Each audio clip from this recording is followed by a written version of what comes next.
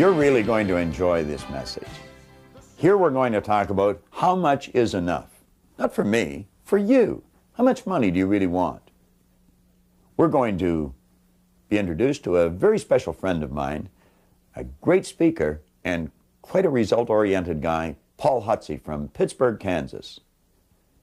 And we're going to be talking about the image maker. You are an image maker. Now, on page 17, at the top of the page, how much is enough? Earl Nightingale said something that I love. He said, most people think they want more money than they really do, and they settle for a lot less than they could get. I think probably many of you were born with the very same idea I was, or raised with it anyway, that if you're going to earn any money, you're going to have to work really hard. Well, let me go back to what Napoleon Hill said here. He said, one idea is all that you need to achieve the success you seek. Now, he said, when riches begin to come, they're going to come so quickly and in such great abundance that one wonders where they've been hiding through all those lean years. Now, he said, this is an astounding statement, and all the more so when you take into consideration the popular belief that riches come only to those who work hard and long. When you begin to think and grow rich, you're going to observe that riches begin with a state of mind, with definiteness of purpose, with little or no hard work. He said, you and every person ought to be interested in knowing how to acquire that state of mind which will attract riches. Now, in another part, way towards the middle of the book, he reemphasizes this.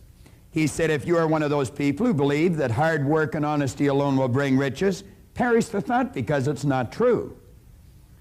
He said, riches, when they come in huge quantities, are never the result of hard work.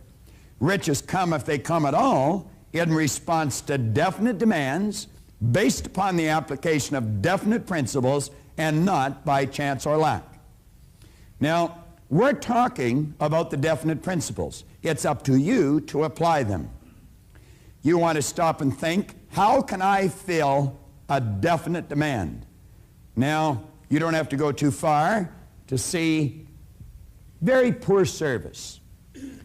These people have never gained an understanding of the law of compensation. The law of compensation is based on three very simple points.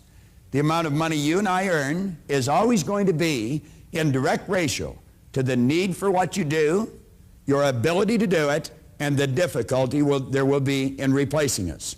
Now, there very likely is a great need for what you do. You had nothing to do with that. That need was just there. Your ability to fill that need. All you have to do every day is put forth an effort to do whatever you're doing better. And as you do that, you're going to find that it'll become very difficult to replace you. There's very few pros around. A lot of people busy, but not too many doing it properly. Now, we're saying for you to get into this prosperity concept or get it into high gear, you must be specific. If you want some money, you have to be certain that you know exactly how much money you want. You see, what we're working with is our subconscious mind. Now, we've touched on that a few times. Let's take a look at it again.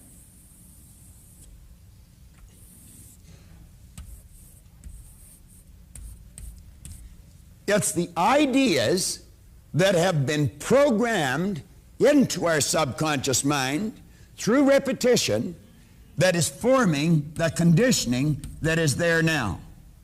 It's that conditioning that causes us to do what we do and get the results we get.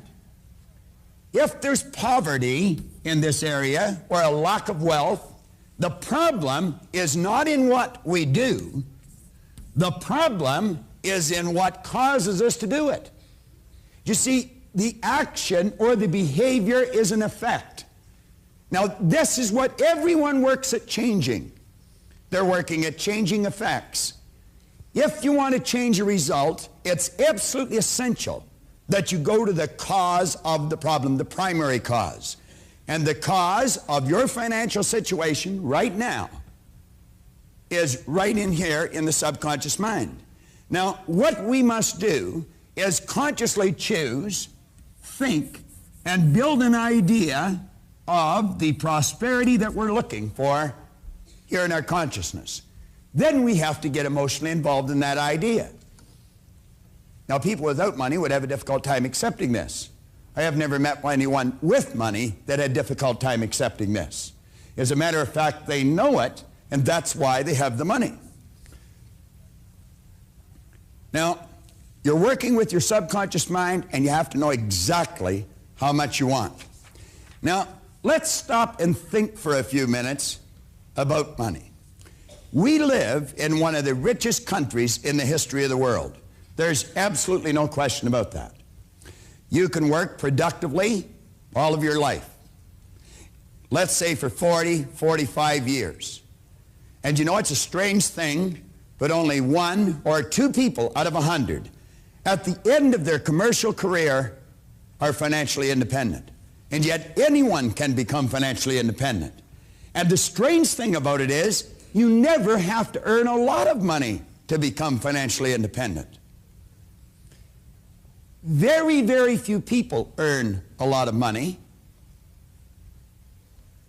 There is 0.453% of the population that are earning $100,000 a year or more. Less than 1/2 of 1% earn $100,000 a year or more. Now that's shocking to the average person's mind. Quite often in seminars we'll ask different individuals, how many people do you think? What percentage of the population? I had a young lady the other day in a seminar down in Ottawa say about 1/3. Less than 1/2 of 1%. If you go back and take a look at the number of people that are earning between $50,000 and $100,000, you're going to find it's a ridiculously low number.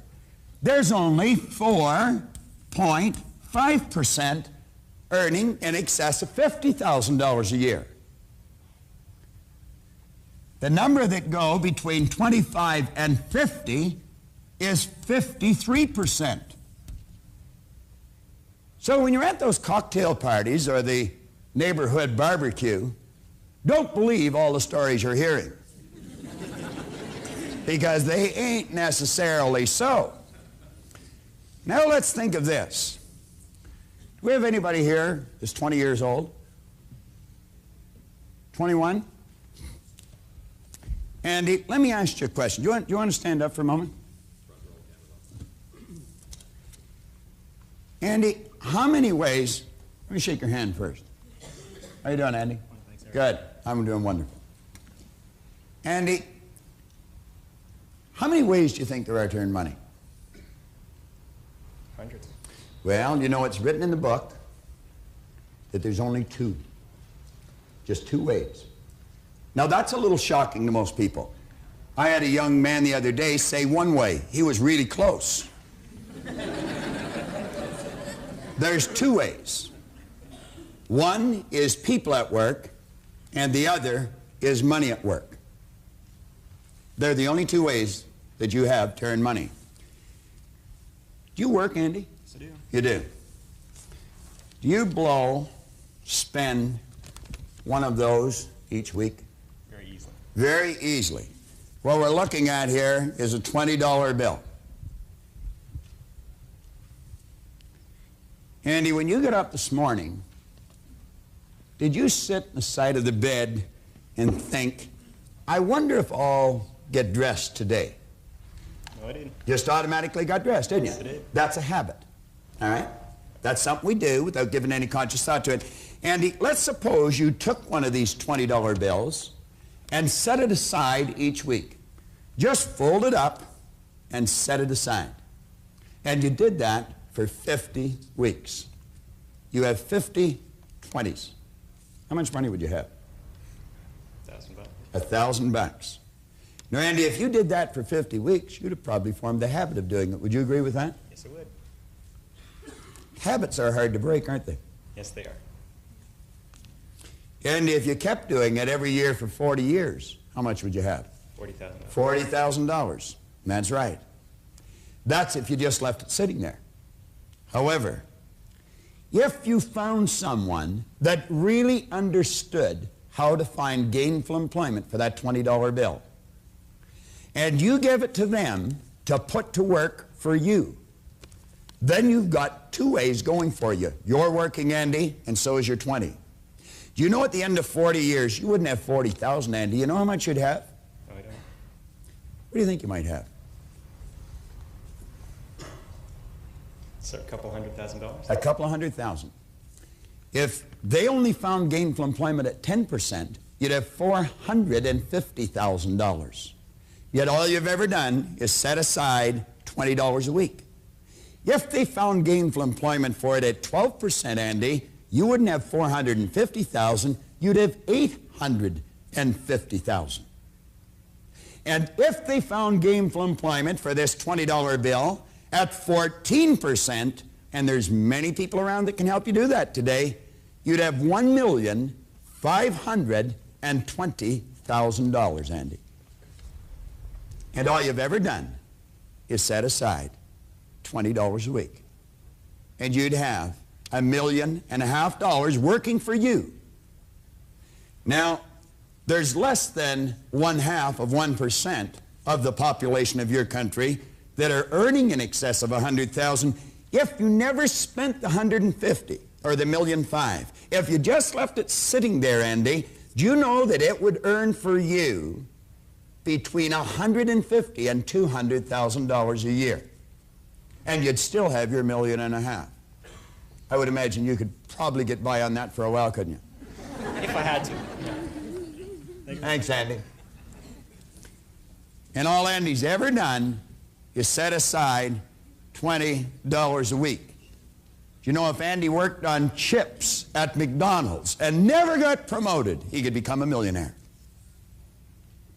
So do you see, the classical error that most people make is if you want to be a millionaire, you have to earn a lot of money. And of course, that's not true. If you want to be a millionaire, you have to have a plan to be a millionaire. And that's all you need. You just have to make up your mind you're going to become. How many of you would like to be millionaires? Be honest. Let me see a show of hands. Everybody's hands up. How about you? Would you like to be a millionaire? You know you can. All you have to do is set aside one of those each week. Give it to someone who really understands money. Now, I would be the wrong guy to give it to. If you have any doubt about this, you just ask my wife. You see, John was mentioning his goal was to earn more money than his wife could spend. I set that goal quite a while ago, and my wife said she was up to the challenge. Why aren't there more people become millionaires? Do you think it's possibly because they're not in the habit of setting one of those aside? What would you say a habit was? We said a habit was an idea that was fixed here in our subconscious mind with respect to money. Now, if there's such a small number of people make it, they must have a habit in their subconscious mind with respect to money, but I would say it's a bad habit. But you know, through conscious choice, we can form a good habit. We can renew the mind. And you only have to discipline yourself for a very, very short period of time. Now, do you know there's many people that'll tell you they can't save any money because they're in debt? Well, if you want to use that as an excuse, go ahead. But in my books, it's a poor one. You can be in debt and still put money to work for you. As a matter of fact, if there's only two ways of earning money, it would be an excellent idea to get both ways working, especially if you're in debt. Now, take a look at page 18. If you find the task of getting your financial world in good order for this exciting journey is something that you're just not able to do, I would strongly suggest that you seek professional assistance. Now, this is something that all wealthy people do. Now, let's go back and take a look here again. John, in the last lesson, encouraged you to be very honest, take stock where you're at. I'm suggesting you decide exactly where you want to go or the star that you want to hit. Now, all we need to get from here to here is a plan and then follow it. You don't have to know exactly everything you have to do, but you have to go to someone who does. I mentioned earlier that many years ago I earned in excess of $1 million in 1 year. Now I'm going to tell you something that I'm not too proud of, but it's the truth. At the end of the year, I didn't have any money. I was one of those rich people that didn't have any money. I was living fairly well, but nothing extraordinary. I didn't buy any planes or trains, or I didn't shoot off to Paris for a weekend. I wasn't in the habit of flying off to Atlantic City or Las Vegas and play on the tables. And matter of fact, I didn't even know where it went. There were some things I wanted that I wasn't even able to afford to buy, and they weren't extraordinary things. Now, if you've always worked for let's say an average wage, you might be wondering, well, how did he do it? It wasn't difficult. There's some people here in the audience that have done exactly the same thing. Probably a number of you. And you'll say, no, it wasn't difficult.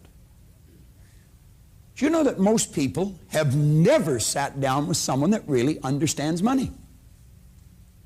I think if you needed an operation, you had to have your appendix removed or something, I don't think you'd talk to the guy next door unless the guy next door happened to be a very competent surgeon. I think if you needed a root canal, it'd be highly unlikely you'd talk to your druggist about it.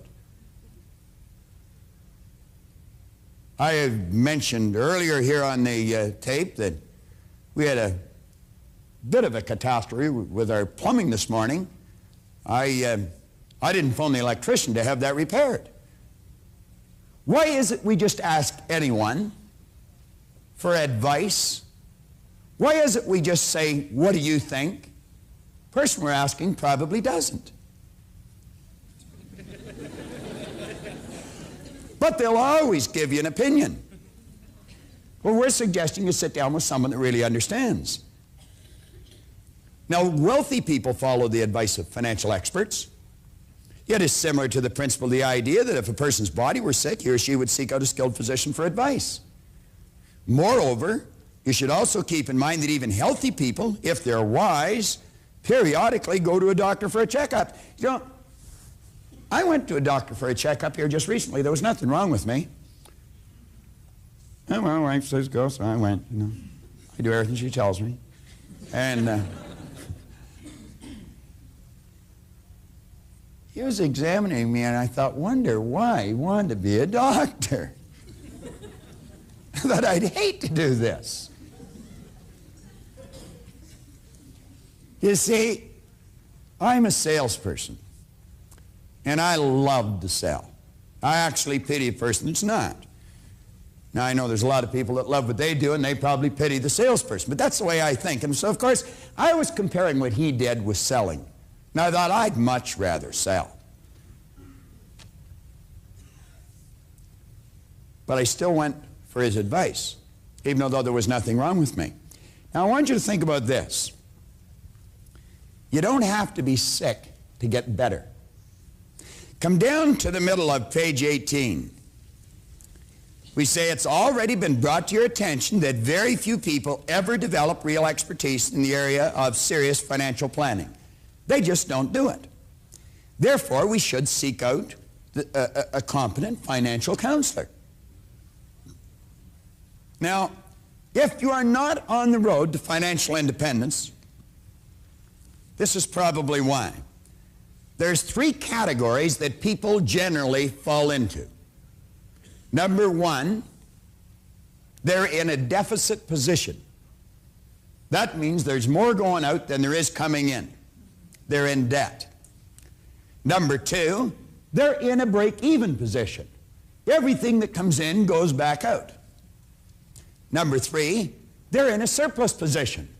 They have more coming in than what is going out. Now, do you know, you could be in any one of those three positions, and it might still be wise to sit down with someone who really understands money. And you know, that takes some studying. As a matter of fact, it takes a lot of studying. It's a full-time job. It's not something you're going to do on a part-time basis. You got to be as sharp as a tack, and I'm going to suggest that you have to have the left hemisphere of your brain fairly highly developed, because it's quite a technical task.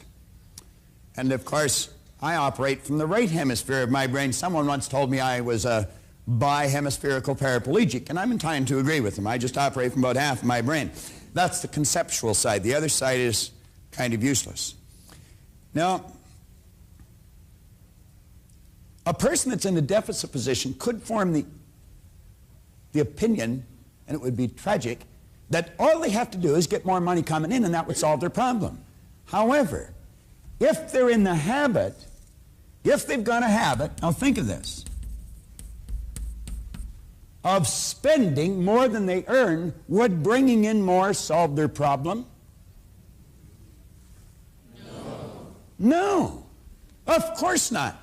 If a person was in a break-even position, if they were in the habit of spending everything they earn, would bringing in more money solve their problem? No. Well, maybe the person should change a habit. Maybe the person should change the way they think. Maybe they should change the source of their advice. How many of you would really like to become financially independent? Be honest. Ask yourself, do you really want to change your financial position? Now, I'm going to give you a formula that the masses use, and because they use it, they end up broke. It's a simple formula. There's nothing complicated about it. They take their income, they subtract from their income their expenses, and what is left, they save. What do you think the problem is? I beg your pardon? Nothing left. No. It costs them more to live than what they're earning. Now, here's a formula for financial freedom.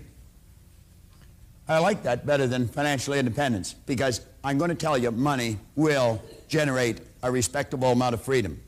How many of you would like to go to Paris that have never been there?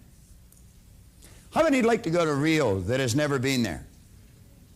How many would like to go to Madrid and never been there? All you need is a few bucks.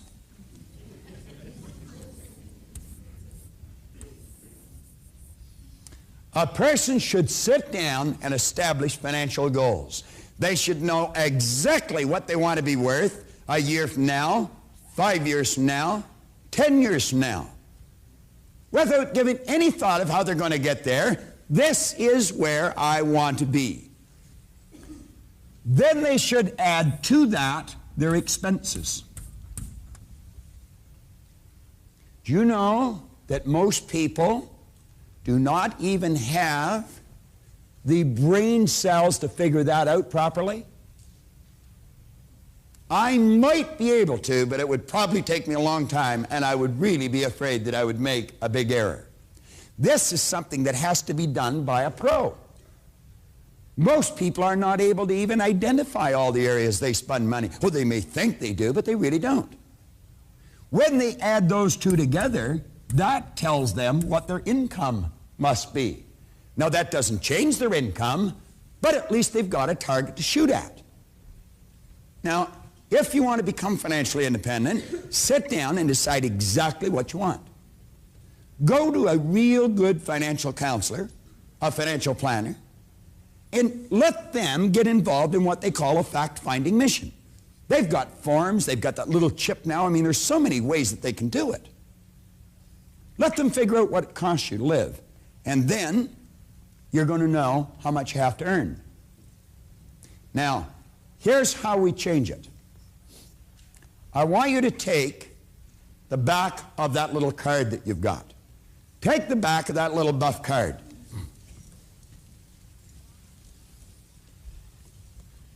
draw a box on it like that.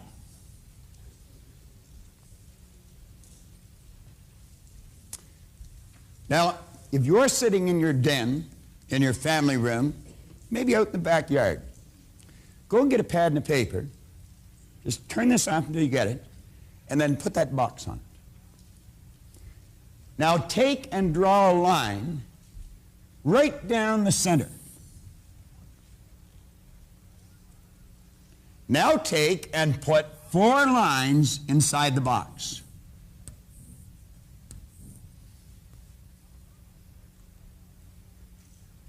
Now above the first set of boxes, write an M.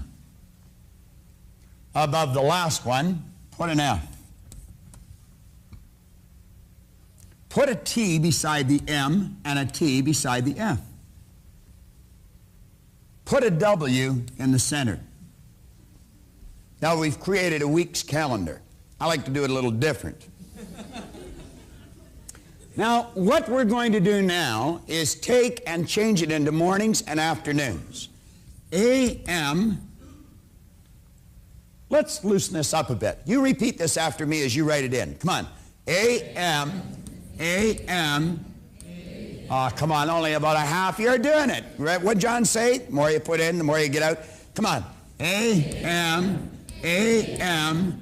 AM. No, you see, I started ahead of you, so I'm usually a millisecond ahead of the mass. All right. Now, let's take the other boxes and put in PM. Come on.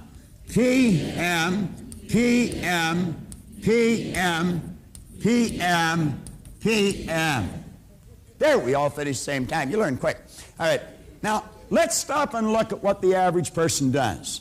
They go out and they work Monday morning, Monday afternoon, Tuesday morning, Tuesday afternoon, Wednesday morning, Wednesday afternoon, Thursday morning, Thursday afternoon, Friday morning, Friday afternoon, and they earn, let's say, $35,000 a year, and they give it all to someone else.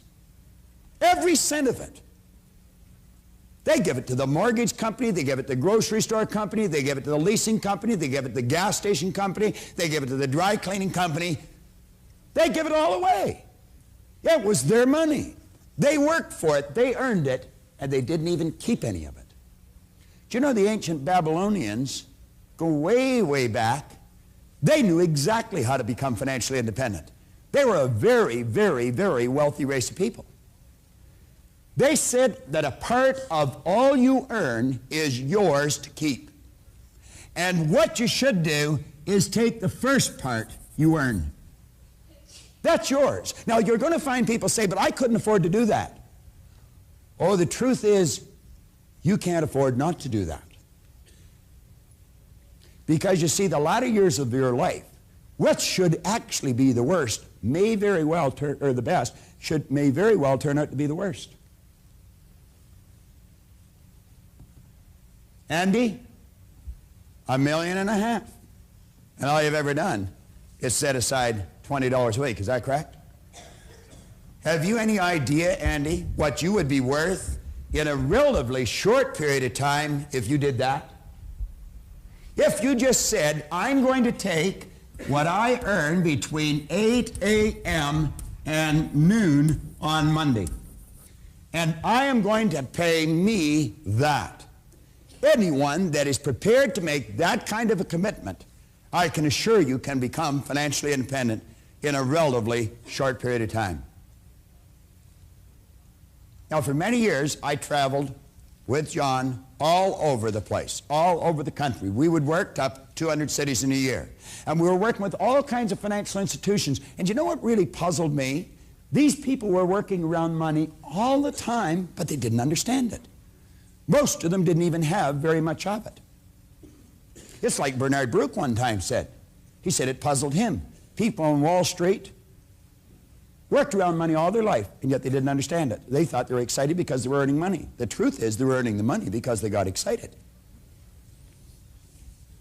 There's a story of Pat and John in the Born Rich book. Pat and John are friends of mine.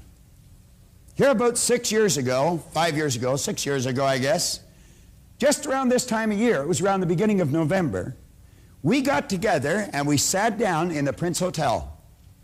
It was obvious to me that they were not a very happy couple, and they weren't.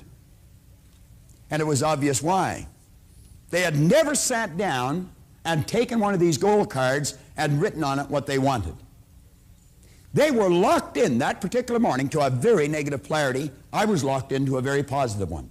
I was not about to move. And I said to them, John, what's something you really want? He thought I was being ridiculous, and he says, Pat and I'd like to have our own house. I said, then go and get it. Well, he said, we can't. Well, I said, why not? Well, he said, we haven't got any money. I said, John, you don't need any money. Now, some of you would think that's sort of a ridiculous statement. They certainly did. They said, what do you mean we don't need any money? And I said, well, you haven't made a decision to buy the house. What do you need the money for? And you know, that's why most people never make a decision to live the way they want to live, because they haven't got the money. Then the truth is they don't need the money until they make the decision to do whatever they're going to do. I said, you want to be in the house before Christmas? I took the calendar, and right across the 18th of December, I said, moving. Now, I said, you just think of how to get that house, not why you can't. I said, I'd be a poor guy to talk to from this point on, because I don't have a real spectacular record in the area of real estate. But I said, I know a lady that does. She worked at Harvey Callis Real Estate just up around the corner from the Prince Hotel in Toronto. Her name is Natalie Kopman, Natalie Wasserman now. I was just at Natalie's wedding last week. I said, Natalie, I got a couple of live ones over here for you. They want to buy a house and they haven't got any money. And I remember her saying, oh, great. But at any rate, she came around, and I said, Natalie, John and Pat have an image in here of the kind of house they want. I want you to listen carefully to them until you get the image in your mind of the kind of house they want. Go out and find it and come back and tell them how much they need to put down on that house. And I said, it'll probably turn out to be an awful lot less than what they thought. They thought it cost lots of money. They didn't know how much lots was. The very day that I had marked on their calendar, the 18th of December, they moved in to number 7 Bard's Walkway in Willowdale, Ontario. They lived in that house for a couple of years, and they sold it for a handsome profit. And the lady that bought the house is here today. Stand up for a minute, Vera. Vera Kozel bought that house. Is that correct, Vera? Yes. Thank you, Vera. Vera lived in it for some time, and she sold it for a respectable profit. I'm only going back 5, 6 years. The lady that bought it lived in it for a while, and on the 15th of September, my own son and his wife bought it. That's right. Is that right, Leslie? Brian, stand up for a minute. Am I right or wrong? Now, how old are you, Leslie? 23. Brian? 26. 26. I keep forgetting. All right. Reminds me how old I am. Here he is, 26 years old. Where did I say I was when I was 26? I didn't even know the war was over. I didn't. But I never had very good information running around my head. You see, that's not the first house they've bought. That's the second house they've bought. They've got the first one rented, and now they're living in the second one. And yet they're only 26 and 23. You telling me you can't make it? Here's a kid here from Burlington, Canada. The Barry Banner Advance. Little town just north of Toronto. City, not a little town at all. Overcome procrastination, earn $1 million. Earning $1 million before the age of 30 is passé. Tim Krochuk told Barry North Collegiate students how to earn it before they're 20. All you need is a winning attitude and the ability to overcome procrastination and intimidation. A 19-year-old student from Burlington, Ontario. It's a combination which has earned him a net worth of $1.5 million.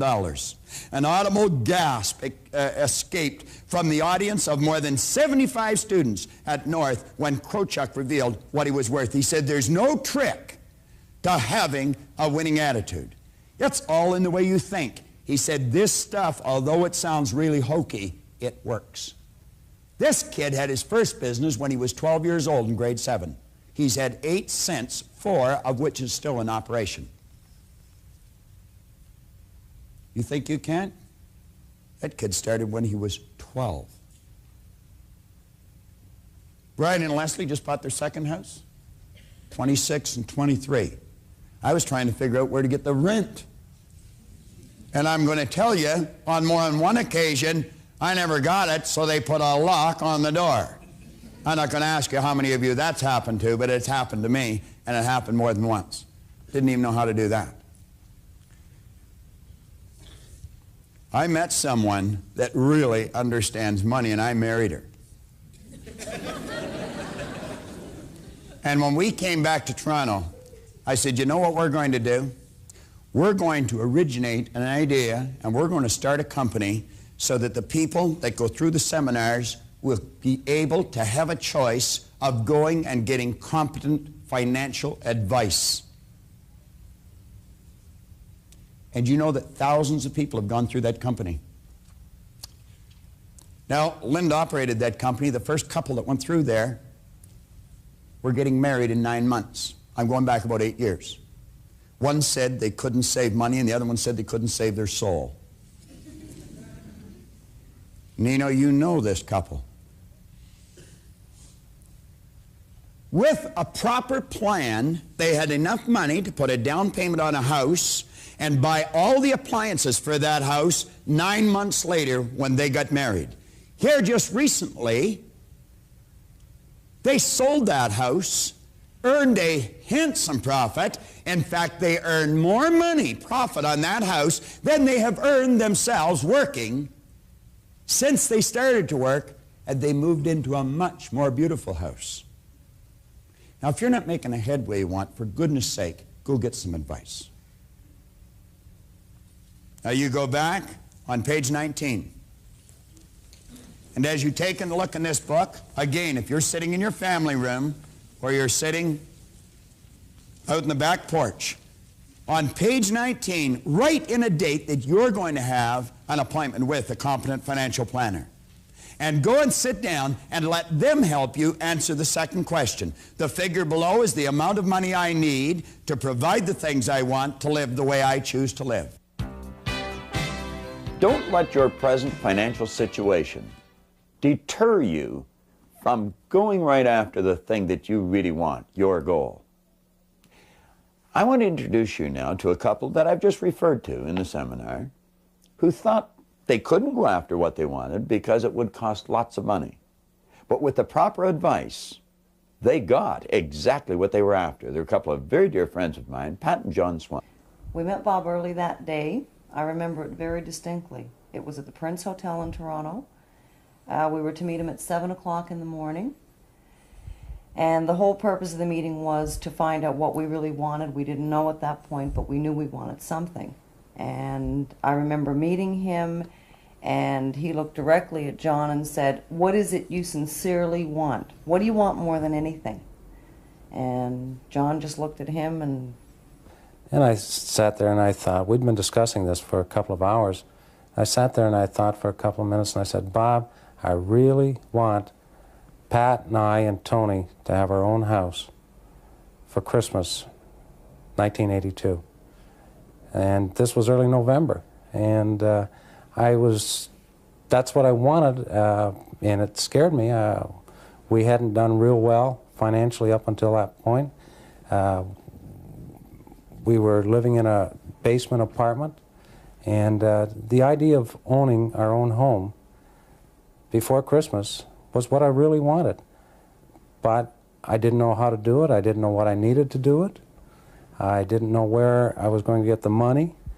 I had never bought a house before. I didn't know even who I had to contact as far as a lawyer or a real estate person or anybody that I needed to help me get this house. not only that, John, we didn't even know how much money we needed. We didn't have a clue. We just thought it was astronomical, and we sort of discounted it, put it out of our minds. And that's when Bob sat there and looked at us and he said, well, what you have to do is put together a plan. And with that, he reached down and he moved his coffee cup off the placemat, and he picked up this placemat. And I still have it. I'm not a collector, but I still have it because it... You got to look at this. It's great. It says the Prince Hotel down there. And Bob turned it over, and he wrote us out a recipe of what we needed to do to get this house. And he wrote a statement on top of the placemat, and it says, decide on the amount you want to live the way you want to live, and go for it. And with that, we started into some action. Bob suggested a real estate agent that we contact and get this real estate agent to show us some houses, find out what the prices were, find out what kind of house we wanted. We had to get a picture, a clear picture of what we wanted. We had to get emotionally involved in that picture. It was something that was, it was such a big idea for us at that time. It scared us. It really made us uncomfortable. And with that, Bob laughed. You know, he really did. He said, it should make you feel uncomfortable. If it's a big enough goal, it will make you feel uncomfortable. And he grabbed my day timer that I had sitting on the table, and he opened it up until December 20th. And you can see the day timer. He put a line through the date, December 20th, 1982, and he wrote, moving into house. And that made me feel uncomfortable. After that, we closed the day timer, and he said, well, I have a real estate agent that you can call. I know of a girl that's attending the seminar that's a very good agent. So he told me to call her. And I said, okay, Bob, when we get home, I will give her a call. He said, no, call her now. there's a quarter, go. So I went to the phone, and I called her and made an appointment with the real estate agent. And later that afternoon, we went and looked at some homes. Within a couple of days, we found exactly the home we wanted. And then the pressure really came on, because we signed an offer on this house. The offer was accepted, and we still did not have the money to close the house deal. It was interesting. It was a lot of emotion. It was a fair amount of pressure because it was uncomfortable. And when you're doing something different than you've normally done in your past, it becomes uncomfortable. It's very uncomfortable to you. But to make the story come to a beautiful ending, early November, we chose the date, December 20th, to move in the house. And at 7 o'clock, December 20th, the lawyer brought the keys to us, and we unpacked our furniture and moved into the house. That's the Pat and John story. It's a good story. It's true. Think of how the proper advice changed the direction of John and Pat Swanton's life. In your action planner on page 19, we suggest here, I will have an appointment with a competent financial planner, write in a date, and go and get the proper advice. Most of us need help in this area. I've often openly admitted it's not an expertise that I possess. Most people don't. Do what Pat and John did. Get the proper advice in this important area. Make your decision right now before you go any further. Put a date and act on it. We started out this morning talking about the idea or the fact that when we think in pictures. A picture can very well be called an image on the screen of the mind. Now, there's an entire chapter in Born Rich called The Image Maker. And that's what you are, and that's what I am. Let's give John a welcome. He's going to take us through the first part of The Image Maker.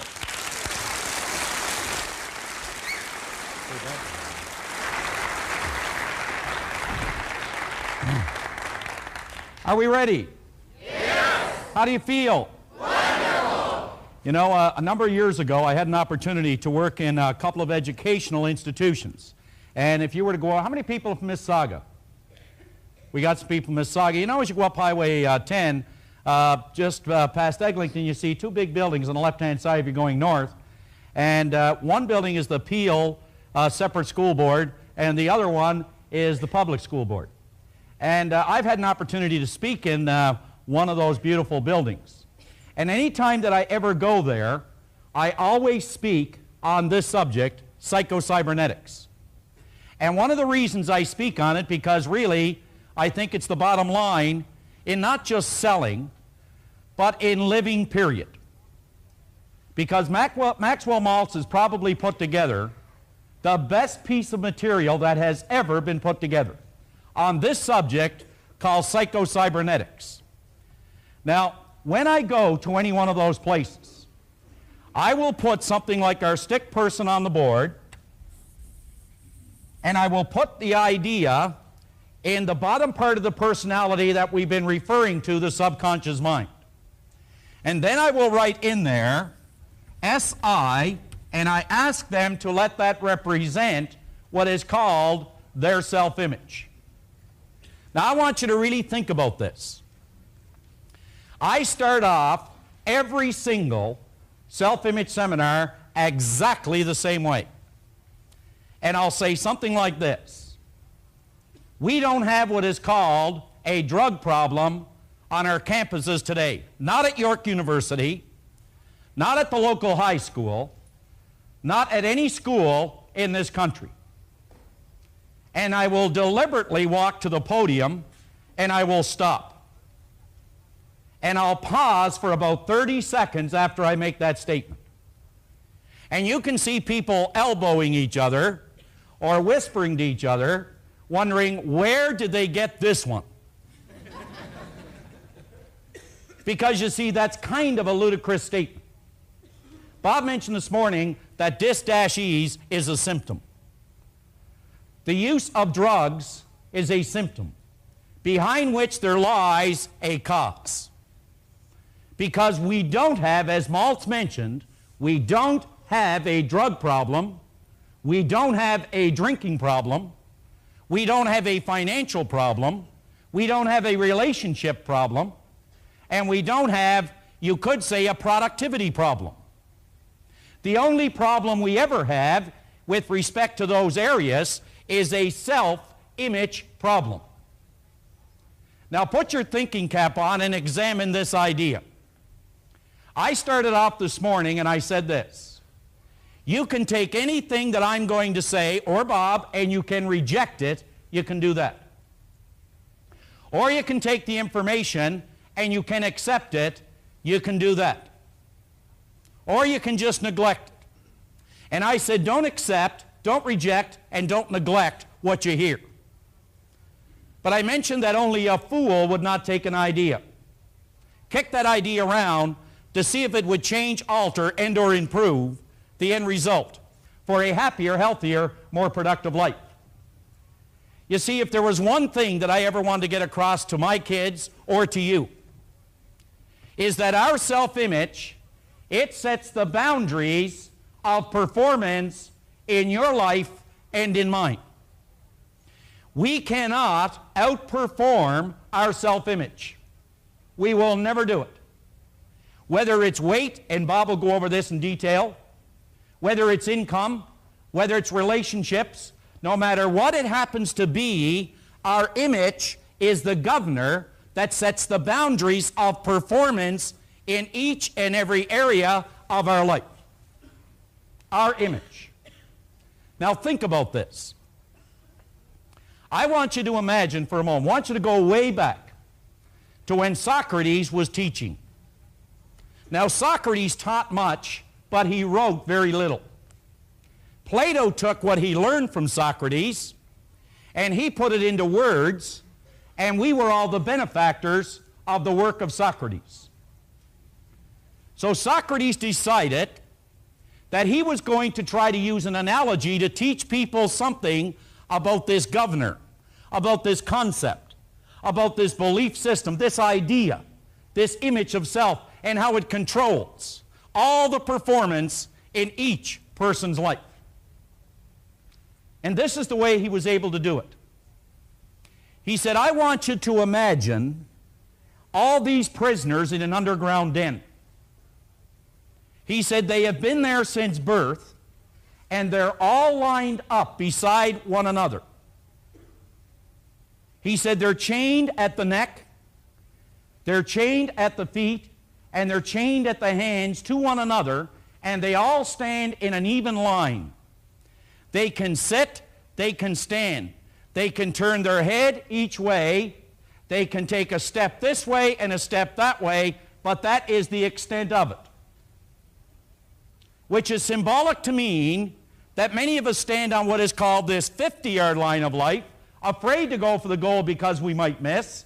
We don't want to go too far back because we might fail.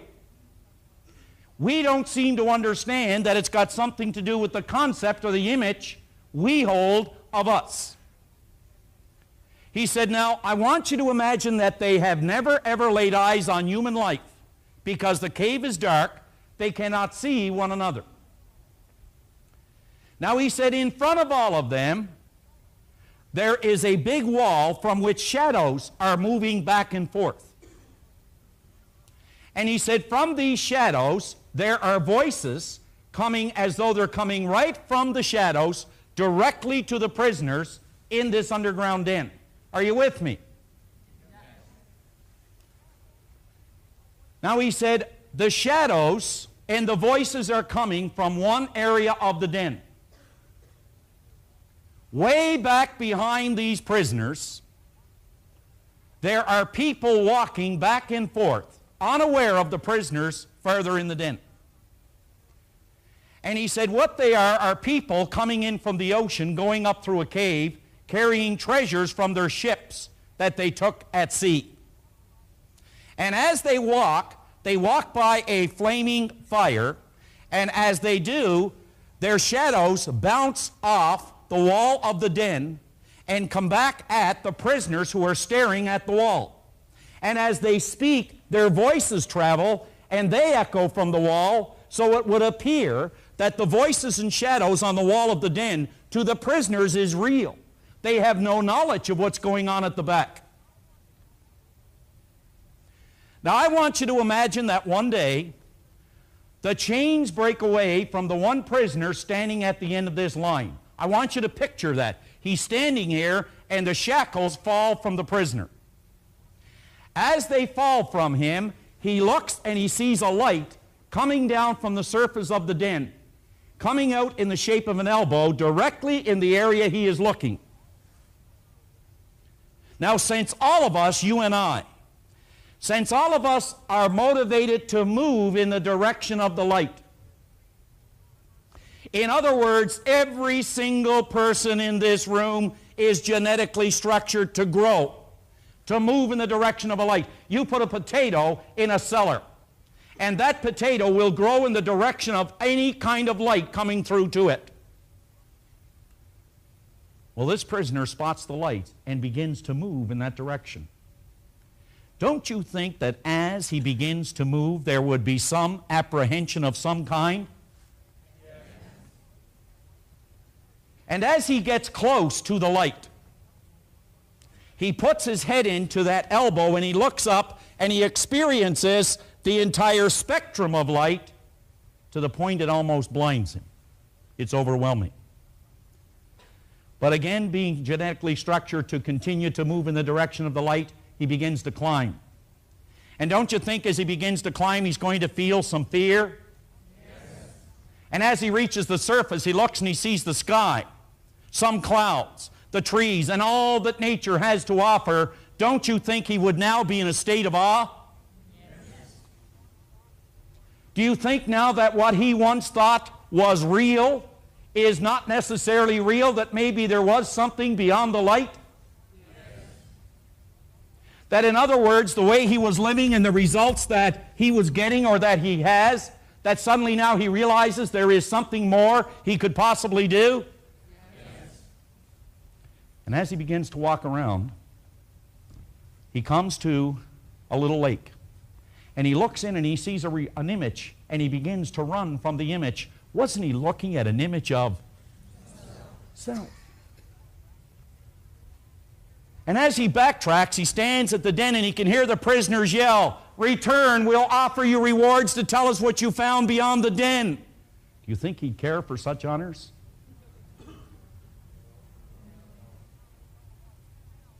And if he did go down and tell them what he found, do you think they would believe him? And if he did go back down and he walked up, wouldn't they say, "Ah, you see, up he went, down he came. Isn't it better not to ascend at all?" You see, the real danger is you will never get from the underground den or escape from a prison unless you recognize you're in one. And many of us are like prisoners living in an underground den. And the moment that we begin to attempt to even see ourselves as we would rather, or as we could, or as we want to be, keep in mind we are forever going to be pulled, grabbed, held onto as a hostage by the prisoners in the underground den. By the prisoners in an underground den. Something quickly that I had on here and it's disappeared. Way over in Africa, they take a little beast when it's brand new. It's called an elephant. And they take this little elephant, they put a chain around its leg. And they take this 3-foot chain and they put it on a little stake and they put it in the ground. And you know, for days and days, this little guy, he begins to pull and pull against the stake and chain, but he's too weak at that time to dislodge it. He tries and he tries and he tries for days and days and days, but soon he gives up because he's too weak to pull the chain. Do you know, folks, years and years later, when this beast is fully grown, capable of pulling loaded railway cars, capable of pulling 10 times its own weight, at the end of a working day, they will take him, put the chain around his ankle, put it on that little 3-foot chain onto the stake in the ground. Something that he could pull out at a moment's notice. But he continues to hang on to that chain. He will not move. The only thing that might move the elephant is fire. He will actually stay until he starves to death. What is really holding the elephant? Conditioning? Well, you see, an elephant doesn't have a self-image. But here's the most interesting thing you can learn from what Bob is going to take you through. There isn't a person in this room that was born with a self-image. I think that in that book, one of the, I guess you could say, the greatest point of awareness, that when I read this, was one thing, that I wasn't born with a self-image. But nobody that I've ever met can explain how to alter it like Proctor can. Well, like Proctor can. So at the very top of this page, which is page 21, the ideas contained in this chapter could very well be the breakthrough for you, because image making, once we get a firm grip on it, is a truly dynamic idea. Now believe me, I want to emphasize this. I don't know any one lesson or any half hour or 20 minutes that can alter or effectively alter your life like the one that you're going to experience right now. I want to suggest right at this moment that you'll listen to the cassette and read the chapter over a few times. I would suggest that anybody who would just take this one tape from this chapter and take the book, and if they just exercised it for an entire month, things would never be the same again. What is it Goethe, the great German philosopher, said time and time again? He said, before we can do something, or anything. We must first be something. You see, the great conflict is in what you want to be versus what you want to, what you are versus what you want to be. As you are is not how you must remain. What you want to become, that's what we're working on. So before we can do something, we must first be something. Most people live and die and never fully understand the power of image making. Understand that we are relating this idea to money in this particular chapter and to other areas, as you'll see when we get into it. But I want you to know that once you fully understand the image making concept, you can effectively use it for whatever good that you desire. For whatever good that you desire. You know, the change in relationships alone will absolutely stagger you. Will absolutely stagger you. The way you feel about you, the insensitive comments that you may get, you know, they'll hit you and they'll just rebound off you like water off a fish, because you'll have an understanding now that you're in control. Not the comment. Not the person that's making it. You'll be in control. It says the knowledge of image making eliminates competition from your life. Think about this. Professionals create, amateurs compete. Professionals create, amateurs compete. The whole idea here is a simple one. In conflict, you have two choices. You have a choice to defend yourself, or you have a choice to learn in the conflict. If you make the choice to defend yourself, you're going to try to protect yourself. If you protect yourself, you're going to blame someone. And if you blame someone, you're going to miss all the joy that could be yours. But if you take the attitude to learn, you're going to make it. One last statement, and then I want to bring Bob back on.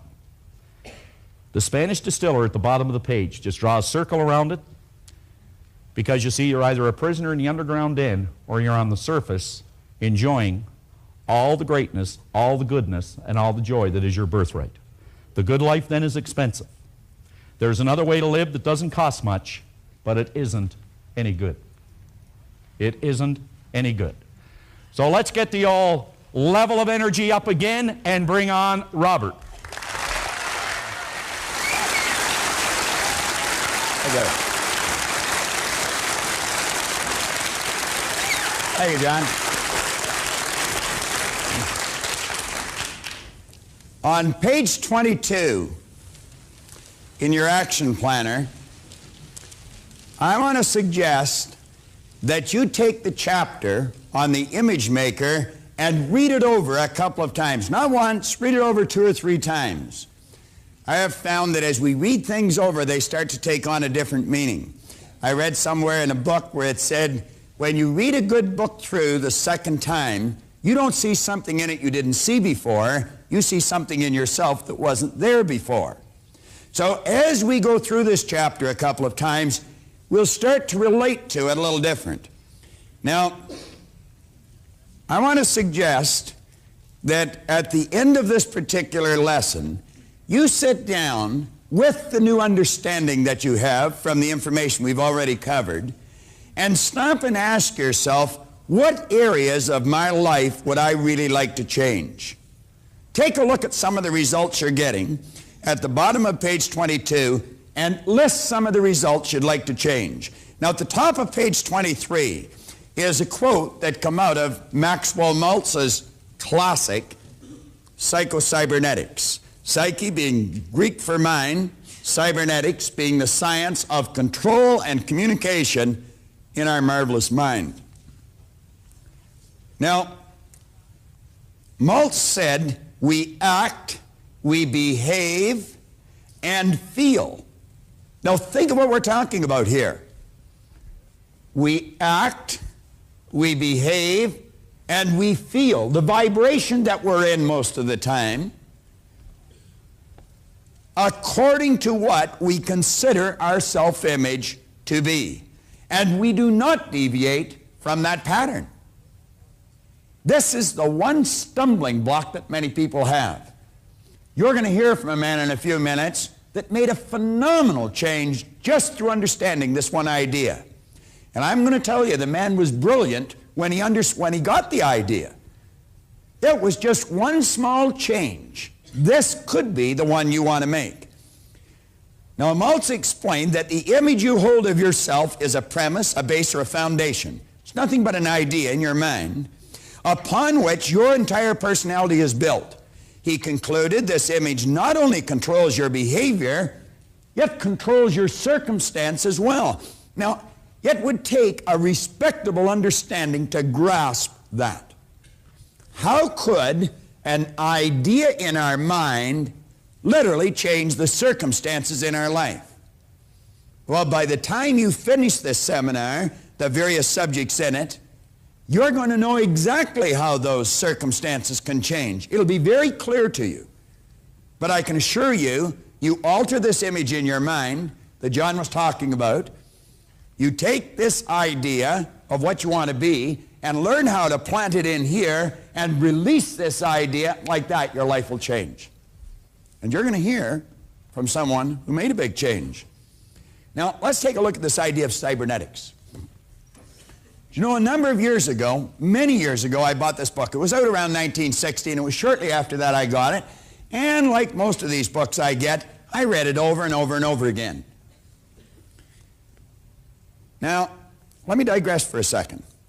I was in a seminar that Dr. Harry Roeder was conducting. And I'm going to tell you, this man is brilliant. He has an enormous amount of information of why we do what we do. And I remember we were working with a loose leaf exercise book. It was in Chicago that I was in the seminar, although Dr. Roeder is a Canadian. And he said something that really sunk in, and on the first page in the book, I wrote it. He said, you do not understand something until you can explain it to someone else so that they understand it. Now run that through your computer a couple of times. You do not understand something until you can explain it to someone else so that they understand it. Now that was written in a book a long time ago. I wrote it as Harry said it. I'd read this book before that. And I read it off and on every year or two. I'll read it a couple of times. Someone came up to me in a seminar one day years ago, and they said, Bob, do you know what cybernetics means? And I said, yeah. They said, well, what does it mean? I said, well, it's, and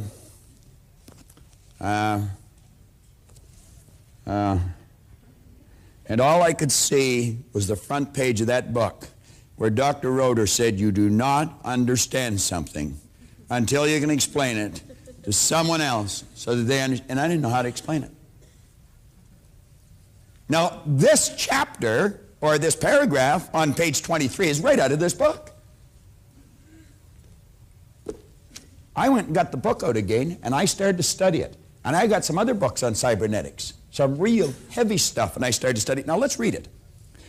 Cybernetics is the science of control and communication in the animal and in some machines. It is based on the fact that both biological organisms and some machines have sensors that measure deviation from a set goal.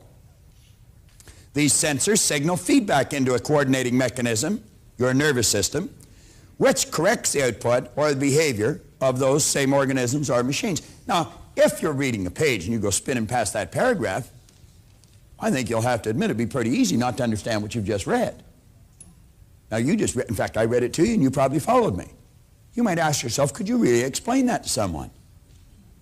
Well, I obviously couldn't. That's why it's so essential that we listen to this over and over again. A couple of us were talking at the break, and this gentleman just come back. He came back, he'd just been through the seminar, he came back through it again. And he says, it's so much different. And I said, every time you go through it, it's different. I said, that's because you're operating with a higher awareness, and you'll see things you weren't able to see before. Now, turn over onto page 24. This page could be worth its weight in gold along with the other two pages. Let's let this circle that you see at the top of the page, you're at the top of page 24, let that represent a thermostat in your home. and we take this thermostat and we set the dial to control the room temperature at 72 degrees. That is the set goal. Now, what they say? It says it has a sensor in it to measure deviation from a set goal. It signals this deviation into a coordinating mechanism which then corrects the output. Let's suppose the room temperature is at 72 degrees. Someone leaves the front door open and it's cold. You're in the northern part of North America and the temperature drops quickly to 68 degrees. The sensor in the thermostat picks up that deviation. It sends a message through the electrical system in the house to the furnace. The fire's turned on, the fan's turned on, until that room temperature is brought back under control again at 72, then it cuts out. Let's look at it in another machine. We'll say this is an airplane.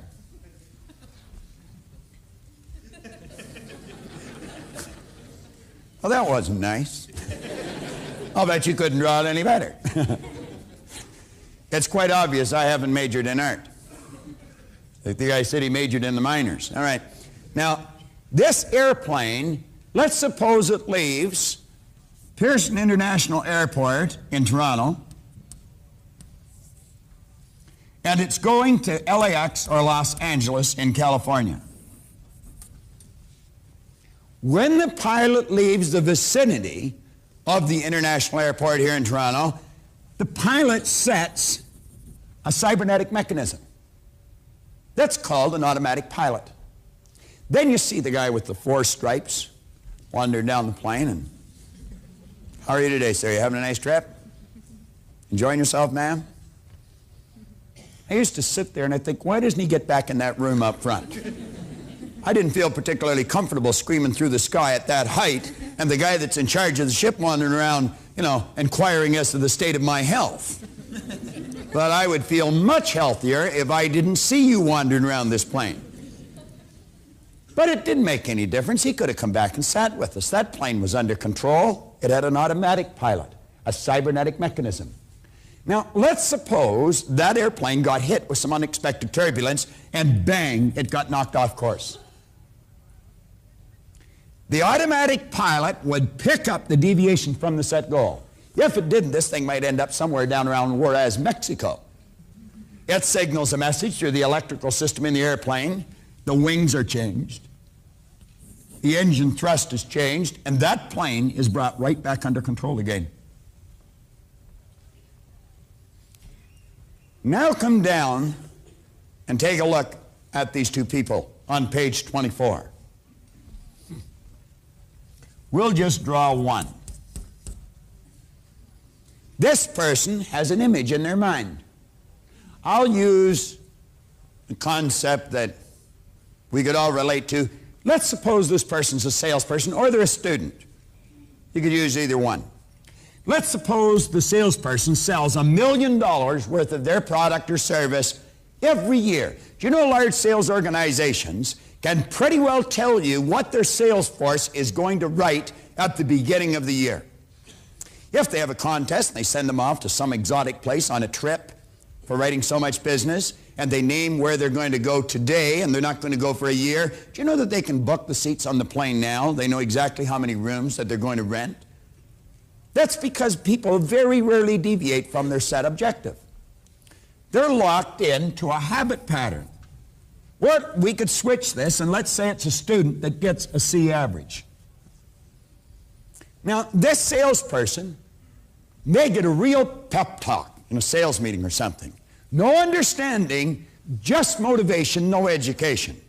They get all wound up, and they go out, and in a week, they write $350,000 worth of business.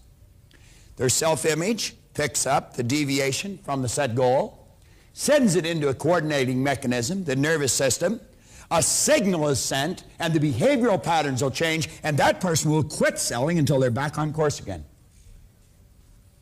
Now, they may go through a period where they write nothing for a month. Self-image picks up that information, sends a message through the nervous system, the behavioral patterns will change, they'll get up and they'll start selling again. But at the end of the year, they still have written $1 million worth of business. Let's suppose it's a student that's getting a C average. They bring the report card home, parents turn the heat up, turn the TV off, bicycle goes, girlfriends, boyfriends are out of the picture. Rarely put the pressure on the kid. The marks shoot up and they get 100% on a test. Self-image picks up that information, sends a message to the nervous system, the behavioral patterns will change, and pretty soon that child's back on course again. What's causing the problem? It's this image in here. That's what it is. That's not what they want to be, but that's what they are.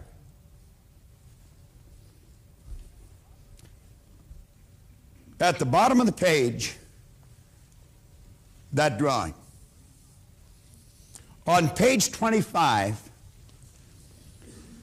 results in control of you, you in control of results. If you were to look in your Born Rich book on page 62, there's a story of a man that I am very proud to call my friend, and John's friend as well. This man started into the insurance business in the southern part of the United States 38 years ago. He had just left college. He was 23 years old. He worked as an agent, a salesperson, for 3 years. Then he moved into management. He held a number of management positions. As a matter of fact, he became the vice president of sales for the states of Kansas, Missouri, Texas, Louisiana, and Mississippi. John and I both did a lot of work for him in that area. And I'm going to tell you, he is a good man. There is just absolutely no question about it. And he is well-liked and respected. Big difference in the two, of both of them. This man today decided that he wanted to quit traveling and he wanted to move back to his roots. I often ask people in the seminar, how many of you are living in the house you choose to live in? I don't very often get many hands up. This man would be able to hold his hand up because I've been in that house. I've slept there, I've eaten there on a number of occasions. And I'm going to tell you, it's one of the nicest houses I've ever been in. But it's a little more than a house, it's a real comfortable home. It really is. And you feel welcome when you walk into that place. The energy in there is just incredible. He's got a just an absolutely beautiful wife, Tip. She is really a grand gal. I mean, she is something special. He's not only busy in the sales field, he's got 5 children and 19 grandchildren. You'd almost think the guy was 150, wouldn't you? This beautiful house he owns, he not only sells, he gets involved in some physical labor. It's way back in off the road. And I'm going to tell you, it's beautiful, absolutely beautiful. It's got its own little lake. He decided to brick the driveway. And he was going to put them all in himself. Now, not being too fond of manual labor, I took a look at what he was starting, and I thought, the poor guy's got to need a psychiatrist. You know, I asked him this morning or last night, how many bricks did you lay there? And he said, 55,000. Give you an idea how long the driveway is. It's all his property. He wasn't bricking somebody else's driveway. Some of you will really appreciate the significance of this, and some of you may not. This man lives in a town of 17,000 people, where the average income is below the national poverty level. In spite of that, he has the largest agency in the Prudential Insurance Company of America. He has 60 agents and 8 managers. Now, this is absolutely phenomenal. He operates one of the largest, he operates the largest agency, and certainly one of the most successful. He's a man that really believes in what he does. Not a lot of people do. I've met his children. And Janie, his daughter, is the mother of 3 beautiful little kids. She works in the same company Paul works in. She's an agent too. And Joe, his son-in-law, he's an agent in the same company that Paul's in. I like it when I see a person bringing their own family into the same business they're in. It speaks well of what they think of their business. I think of all the things I could say about this man. He's a man of integrity, and you are more than fortunate in meeting him. Believe me, you really are.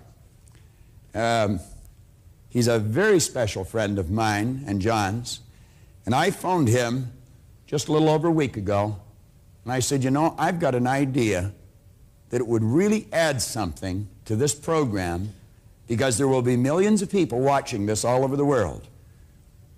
Within a couple of months, this particular seminar that you're sitting in will be on the market in New Zealand, Australia, in England, and in every city in North America.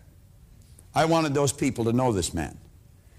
But even more than that, I wanted them to hear from the person themselves how a man took the idea on this page and like that, put it to work, and the difference it made in his life. And I'm going to tell you something. You could not consider him a loser when he got this idea by any stretch of the imagination. He's a very special guy. I want you to stand up and really give this man a warm welcome. It's Paul Hutsey from Pittsburgh, Kansas.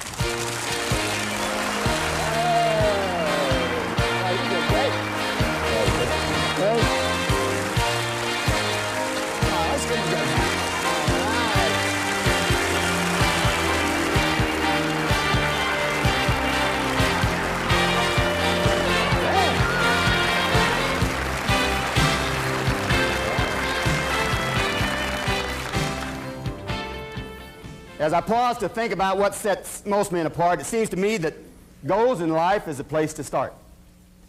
Imagine playing football on an unmarked field of green.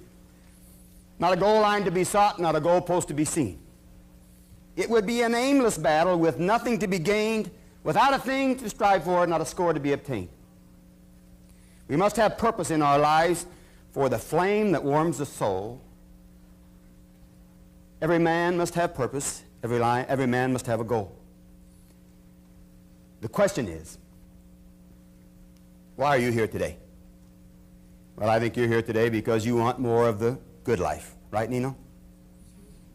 And that's the way I was in August of 1975 when I came to this great city, when our company had a conference here. And on the last day, they were introducing the speaker, and they were telling what an outstanding personality he was, and that he was going to speak for 3 hours in a row without a break. And I leaned over to the guy next to me, and I said, I wish this guy good luck in his next job because he's on his way out of this one. I couldn't imagine anybody talking for 3 hours, and then this red-headed guy run up on this stage and started jumping up and down, and as he began to talk, why, he talked about different ideas. He talked about the way you think. And he talked about the great law. And he talked about the picture of your mind. And as he talked, well, there came a hush over the crowd, and he really mesmerized people for 3 hours. Now, I've heard a lot of speakers, but this man kind of charged me up. And when it was over, I said to him, could you and I have a cup of coffee together? And without a minute hesitation, Heather, he said, yeah. Now, one of the great things about Bob Proctor is that he's a great giver. And sometimes people give you 2 or 3 minutes. But we went off and we sat down and we talked for a long time. And I said to him, you know, some of the things that you said today kind of turned me on. I don't see myself as a loser. And I'm considered to be a good manager. One of the bright ones, they tell me, in the company today. They say I'm a motivator, I'm a good speaker, but things never really seem to happen in my life. Why is that? The things that you're talking about. And he says, I can see very clearly what's wrong with you, and it will only take me about, it will only take me about 15 minutes to straighten you up. So he talked for a while. He said, looky, I'm coming to Kansas. This is August. He said, I'm coming to Kansas in October to do some seminars for your company. I'll see you then. I didn't want to wait till October. I said, I want to know about this now. He said, I'm traveling Indiana and Illinois next week. If you want to come with me, come on. So for a whole week, I traveled with him. And there was 8 parts of that seminar, and we did 4 of them that week. And then at night, when everybody else went to home, well, he did the other 4 with me. Now, let me tell you a little bit about how those ideas impacted my life and the lives of people around me and that I've been able to impact. Because I began to see possibilities. I began to see doors instead of walls.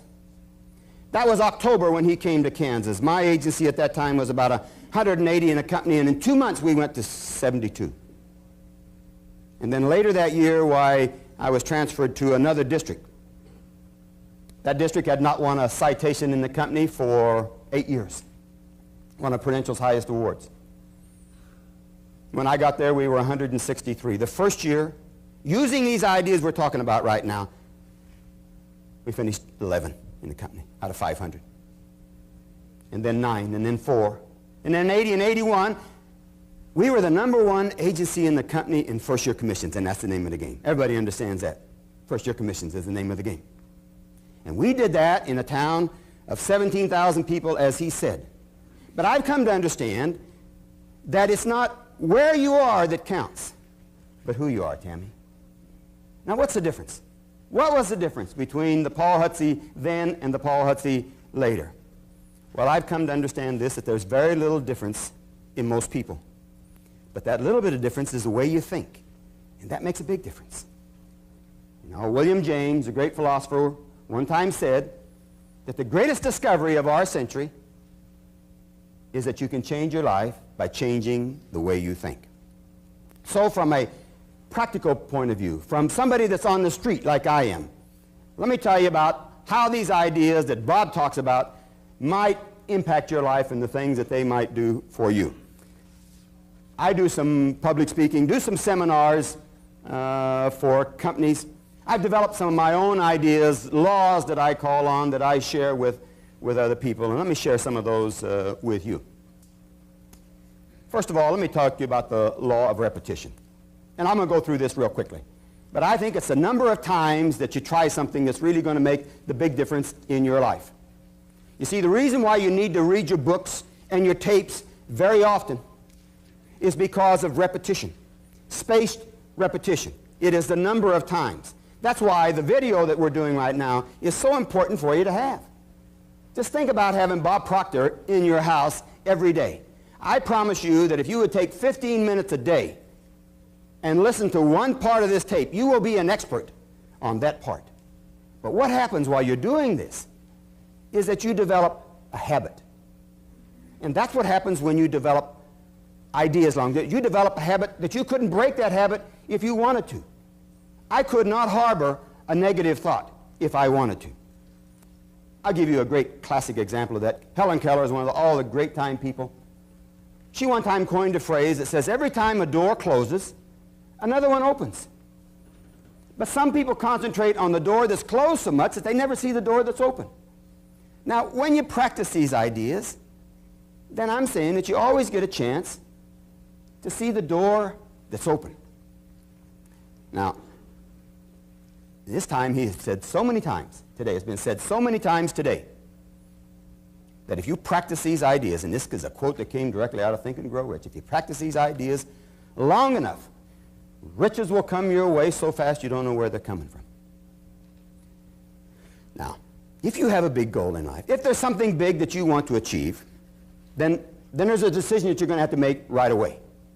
What are you willing to give or give up to have what you want? You see, nature's greatest law is the law of cause and effect. Emerson calls this the law of laws. The great law that says you can't take more out of life than what you put into it. No way that that can happen. Now, why is it then that we don't achieve big goals? Even more so, why don't we set big goals? Why is that? Well, you know why. It's a universal reason. Fear. Fear of failure is the reason why most people don't try to do things. What if I try and fail?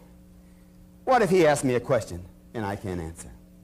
I don't know how it is right now, but when I was a young kid and we had a school dance, why, the girls all stood on that side of the wall, you know, and the guys stood on this side of the wall, and Esther was the cutest girl and the best dancer in school, and I really wanted to dance with her. But I was afraid to walk across there and ask her to dance, and she might say, oh, you got pimples, you know, and then I'd have to walk back and all the guys would laugh at me, see, and so I didn't get what I wanted because I was afraid to try. Now, let me tell you how you overcome the fear of failure. You overcome the fear of failure by having a goal that's worth failing for.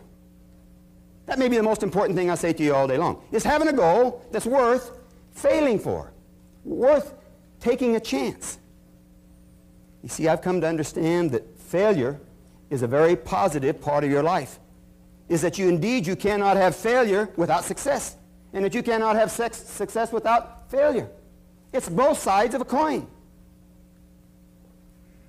So, I think about these things, and when I talk about having a goal that's worth failing for, I'm talking about having a big goal, Tammy. Something that excites you, something that turns on. You see, there's really two kinds of goals. There's logical goals and emotional goals, John. Logical goals are reasonable. You do those for intelligent reasons.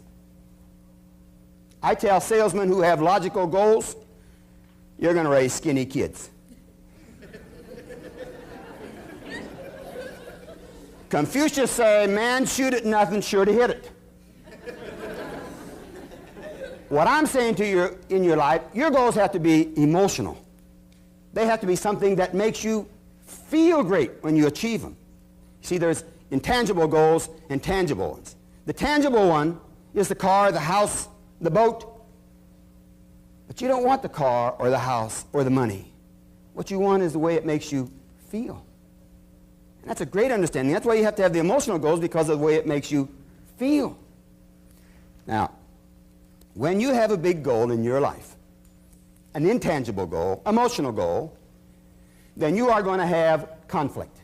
You are going to have adversity. You are going to have circumstances. This may be the most important thing I will say to you today, is that there'll never be a circumstance on the outside of you that will ever help you or hurt you. It's what's on the inside that counts. So as you reach out for something big, why then you're going to have conflict, you're going to have adversity, and that's when the greatest law, and you've heard it talked about today, the greatest power you have comes into being. That's the power to choose. That is your greatest power. I talk about that so much that I think that pretty much the sum of your life right now is the sum of the choices that you've made. And that if you want something better out of life, it may be just as simple as changing some of the choices. But let me tell you, when you want a bigger bite out of life, then you're going to have adversity. And I'm saying it's not adversity, but the way you act to adversity. Personal example. Bob talked about the house. I've always had a dream when I was a little kid. I always wanted a house that set on 10 acres just outside of town. Set up on a hill with a lot of trees, a red barn on it, and a couple of lakes, and a winding driveway. I always had that idea. And when I came back from the home office back to Pittsburgh, I said, this is the time to start doing what you wanted to do. And so I started looking for 10 acres just outside of town. And guess what? There wasn't any 10 acres outside of town. Everybody else wanted 10 acres outside of town. And if I wanted 10 acres, I had to go about 10 miles outside of town. But that's not what I wanted. I wanted 10 acres outside of town. And because I couldn't find 10 acres just outside of town, guess what I did? I started looking for 10 acres inside town. And guess what? I found two. I found 2 lots, 10 acres inside town. I found them because that's what I was looking for. So if you go down to 510 South Georgia right now, well, you'll kind of drive into the trees, and then when you get there, well, it just pops up at you. It's an 800-foot driveway that snakes down through there, and the red barn is there, and the 2 lakes are there. There's trees all over the place. You see, those things were there all the time. Those 10 acres, I live closer to City Hall than 2/3 of the people in Pittsburgh, Kansas. And guess how much I had to pay for that? A lot of money, right? I had to pay very little because the guy didn't think it was worth anything. Because he didn't have the vision that I had of that. My point is that you pretty much get what you're looking for. Now let me give you a side story that goes with that. That really ties into this whole seminar and the things that we're talking about right now. More of the good life. 10 acres is a lot to mow. 10 acres is a lot to mow. So I'm cutting my grass, and there's some people that their acreage bumps up right next to ours, and they had a horse. And I'm over there cutting. The woman saws me. We haven't met each other. She comes running across. I get off the tractor, walked over to her, leaned on the fence. It was hot. It was wired. She said, oh, we should disconnect that. She said, you know, when we first got the horse, he used to lean up against that fence, and it would break it down, so we wired it. So, and then once we wired it, why, he wouldn't even get anywhere near it. So we tacked and left, and the next day, I'm going to work. The front of their property dead ends into a street that comes back from my office. These people both work. I come home at 11:30. There's the horse loose in the front yard. I thought the horse was loose, but they had taken a single strand of baling wire, tacked it onto the house, over to this tree, over to that tree, back to this house right there. And inside was the horse. Now that horse could jump over it, crawl under it, tear it down. But he stays there all the time. How come? Because he thinks that wire is hot. He is fenced in, right? My question, how many of us are fenced in? How many of us are a slave to the past? How many of us are not doing things that we really would like to do because of the past? You see, I think choosing is important, and I'll tell you, I think a very important statement is that getting in life is not difficult, but deciding what you want. Getting what you want in life ain't tough, but deciding what you want, choosing what you want is tough. Let me talk to you about just a simple idea that I think involves with, and now we get around to the point that you want to talk about here. Self. You need to be an expert as a self-starter. Self-motivated. Self-control. But most important, self-esteem. Self-image. You know, Bob's always talking about this. But the result I was getting over here was the same as the picture I had in here. And when I changed the picture in here, the result over here changed. And the same thing can happen to you. Anybody in this room. Let me tell you why. Because God only made one just like you. He made you in his own image and likeness. He made you just like him, and part of him's in part of you, and that means you're a winner. You're one of God's ideas. Isn't that great to know that? That you're one of God's ideas. Bob used to tell a story when he first came to Pittsburgh. Now, I don't know whether he even remembers this. But he talks about a great sculptor who hauled out a piece of granite, and he began chipping away. And every day a little guy come to see him work. And after several weeks, while he was finished, and the great sculptor stood back to take a look at what he had done. And he said and it was a body of a great, beautiful Greek god. And he said to the little guy, he said, well, what do you think about that? The little guy waited for a minute and said, mister, how'd you know that guy was in there?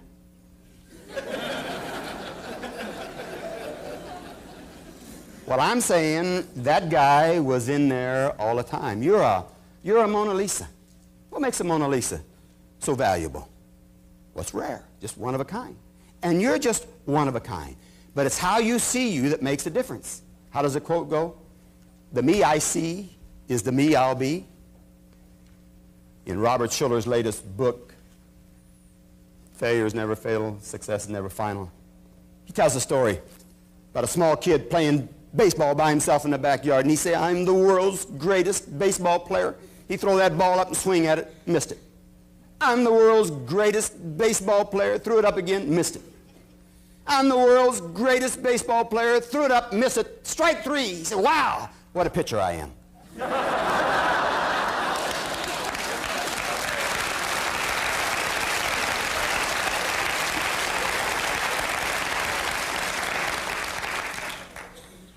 Let me tell you that you hold the picture of what you really want, and it's just a matter of time. The ancient Chinese proverb says, the longest journey begins with a single step.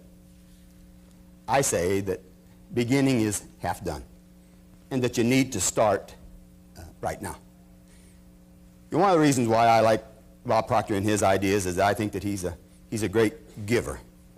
And this is just a side dimension from what we're talking about, but sometimes people ask me, why I wear that number 2 pin. And I got the number 2 pin from Bob Proctor a long time ago because he cares about people. I wear the number 2 pin to always constantly remind me to always put the other guy first.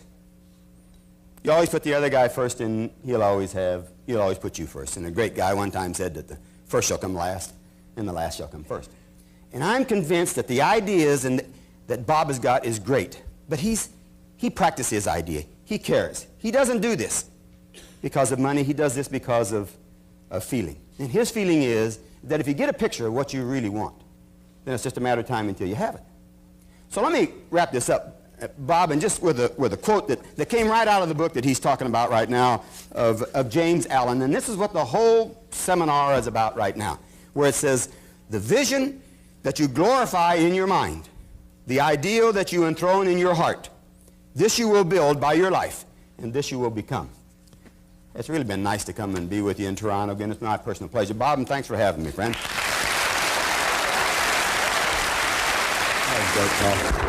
Hey!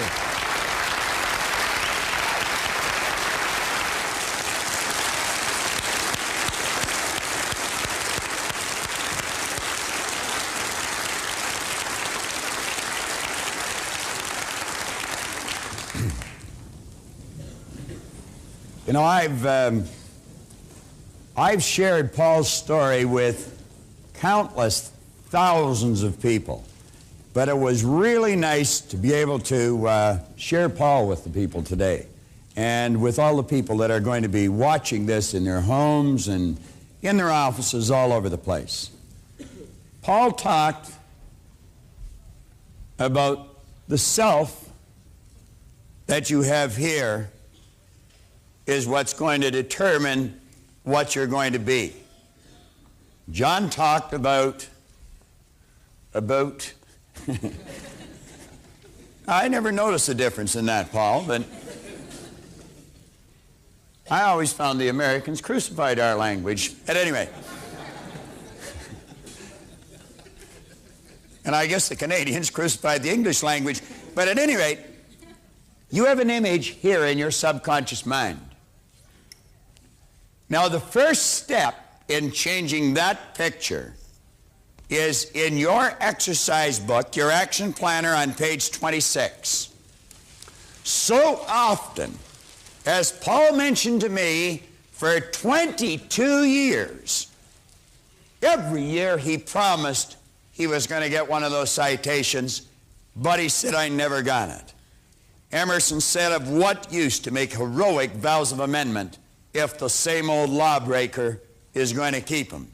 You see, Paul was trying to get that citation with the same old picture. And the only thing I suggested to Paul, and it didn't take long, was how to change the picture. And I said, "You change the picture, Paul," and I said, "Your results will change so fast, you'll be shocked." Now, this never happens by accident. You've got to put forth a little effort. Remember how John started out? He said you put a little in, you get a little out. Some people put a little in, but they put a lot of energy behind it. They still get a little back. If you put a whole lot into it, you'll get a whole lot back. Now, what I want to suggest as this lesson comes to an end, I want to suggest that you go someplace quiet by yourself and think. I mean, really think. Life is precious. There's absolutely no question about it. I think that there's enough evidence just in what we've covered in this seminar to indicate to you that you can have, do, or be the things you want. It was no accident that Paul got that house. It's no accident that he runs the largest agency in all of the United States of America, in the world, with that company. And in a town of only 17,000 people, where the average income is below the national poverty level. That's no accident. That's how Paul sees his people operating. And as a result, everyone benefits. Not just the people in his agency, but all the people they serve. Now, we're suggesting here that you make a written description of the person you're about to become. Now, that's not going to make you that person. We're going to get into how to take that image and turn it over in the next lesson. But I want to suggest that you sit down and you really think. Realize this power is flowing into you. As it flows in, we said it just is. It's without form. You make it what you want. And I'm suggesting that you build into your mind a picture of exactly how you want to live. Don't give any thought to how it's going to happen. We're not at that point yet. One step at a time. What kind of a person do you want to be? Where do you want to be in your commercial career? What kind of a financial position do you want to be in? I can tell you one thing with absolute certainty. When Paul got this idea, he was already winning. When John and I got it, we were miserable losers. And I know that if I can do it, anyone can do it. I've gone into prisons with this, and so has John. We've worked with people who are right down and out, the castaways. And we've watched them literally change their life just through these simple concepts. And so can you. But you've got to decide, how do you want to change it? You don't get the house by wishing. You decide, what kind of house do you want? Now, don't just build a picture of being a wealthy person. When Ray Stanford first suggested I could change, that's all I was interested in. And I got it. Howard Hughes did too. But he ended up alone and lonely and in a very defiled body. Now, build an image of being happy, of being healthy, and of being wealthy. And I would suggest that you build into it the kind of an attitude that you want for everyone else, what you want for yourself. And your life will be absolutely incredible. Now, all you have to do is build this picture in your mind. And when this lesson's over, I'm going to suggest you go somewhere quiet and do that. Don't put it off. Do it. Don't wait till tomorrow, next week, next month, 5 years from now. Waste all that time. You do it before you go to bed today. Sit down, take your pen, and right here on page 26, describe exactly how you want to live. And when we get into the next lesson, we're going to show you how to firmly plant that image into this part of your mind, and I'll guarantee you, you'll change. And you'll change fast. Now, you just heard from a gentleman from Pittsburgh, Kansas. He's flown all the way up here just to share that with you, that it does work for him. Now think. He tried for 22 years. You can tell by looking at him he's a good man. For 22 years, he tried to get what he wanted, and he couldn't do it. You'll never do it through force. You'll do it through faith and by law, and we're going to show you how to put it in there tomorrow. You'll have to admit, Paul Huntsey sure changed the direction of his life and that of all his family with the proper image. He was something else, wasn't he? Well, we're at the halfway point now. I might suggest that before you even go any further, you might want to go back and review all of this material. It's so important to you and your life. Now focus on your goal. Sit back and really think, what do I really want? Like Paul, It might be that dream house. Holding on to the key, ready to unlock your destiny. Oh, rich, rich, rich.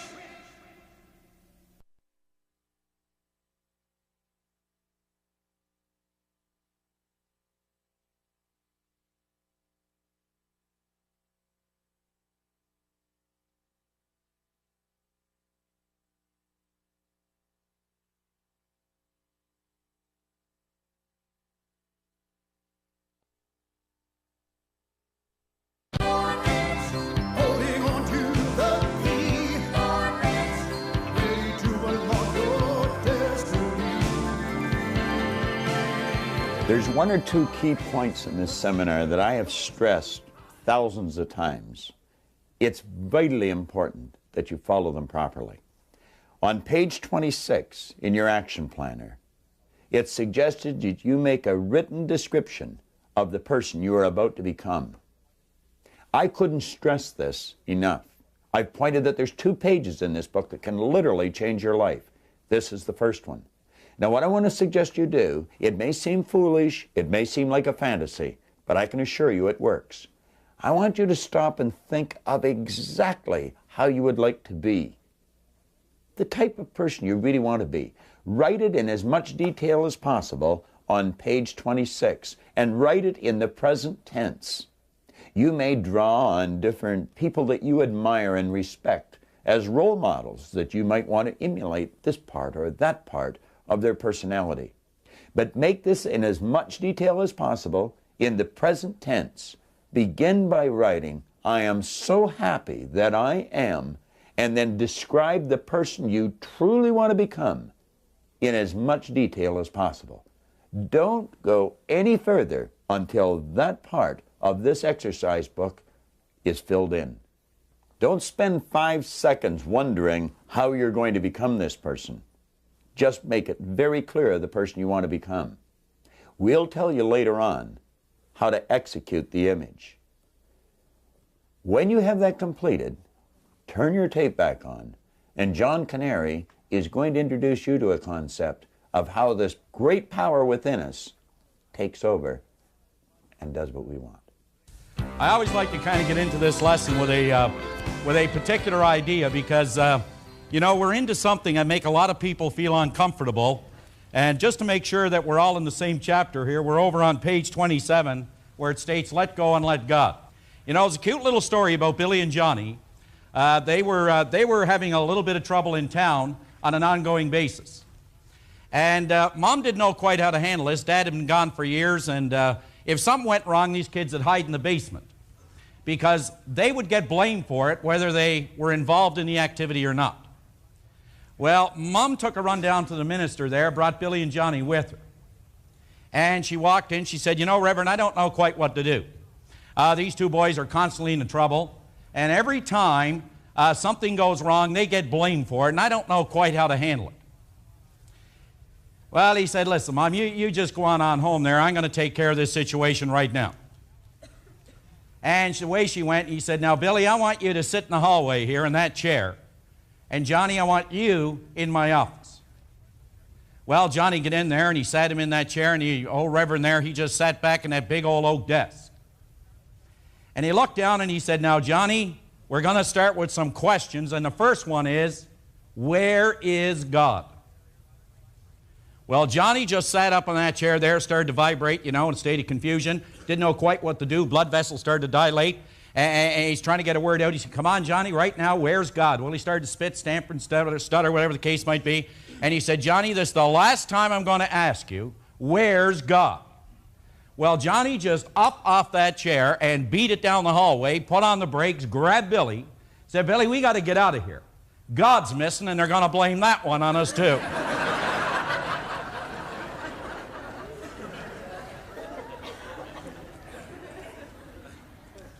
In this marvelous book that everyone has in their kit, when you pick up and you read this chapter, I want you to keep something in mind. That for 8,000 years, all of the great thinkers, they have all disagreed with one another on many, many different things. But you know, there was only one thing that they were in complete and unanimous agreement with. Just one. That there is a power in this universe. And they say that this power, that it animates, it penetrates, and it motivates the entire cosmos. Now, not too long ago on a TV show, Madam O'Hare was being interviewed by Phil Donahue. And Donahue, she's the lady who's the head of the atheist movement. And she denied the existence of any power in this universe. But one night she was being interviewed by Dick Cavett, and Dick Cavett, you see, he didn't get emotionally involved in the idea. He stopped and he started to think, and he was able to reason with her without him losing control. And she said the only good thing about believing in a power is that you get a lot of holidays. And Dick Cavett said to her, you get a holiday every single year, as all atheists do. And she said, when is that? And he said, on April the 1st. Now, if you were to go to the Ark of Apollo at Delphi, you'll see just two words inscribed over that ark at Delphi. And those two words go like this. It said, know thyself. But what do we really know about us and what this power is that animates, flows through us, flows with us? I mean, that really is what we are all about. This power that Bob referred to so much yesterday as spirit. Now, to properly do this exercise, we're going to have to define or try or attempt to define this power. But you see, if you define something, then you place limits on it. So you see, the way we're going to define it will not limit it. As a matter of fact, it will show that it is unlimited and that it is infinite. In a marvelous book that I brought out here with me this morning called Your Invisible Power, Genevieve Behrend, I think, put it together well in this book when she said, to get good results in our life, we must properly understand our relationship to this great impersonal power. Now think about what she said. If we are going to get, she said, the kind of results that we want, we are going to have to understand our relationship to this here great, all-encompassing, this great impersonal power. Now she said, this power is intelligent. You and I, we are intelligent. But she said it is these two intelligences working together that determine the kind of results that we get. Well then, where do we go to find out a little bit more about this power? You see, if you examine it, there's 178 different names to describe it. I mean, we got Baha'i, Vishnu, Krishna, Muhammad, Buddha, and the list goes on and on and on. Rather than talk about the name, why don't we try to define the activity to see how it operates to, with, and through us? Now, you see, if I were in the United States today, and the people that are here from the U.S., you check this out with them. If I were to ask them if they've paid their hydro bill, what kind of response do you think I'm going to get? Brian? They would think they paid their water bill or something.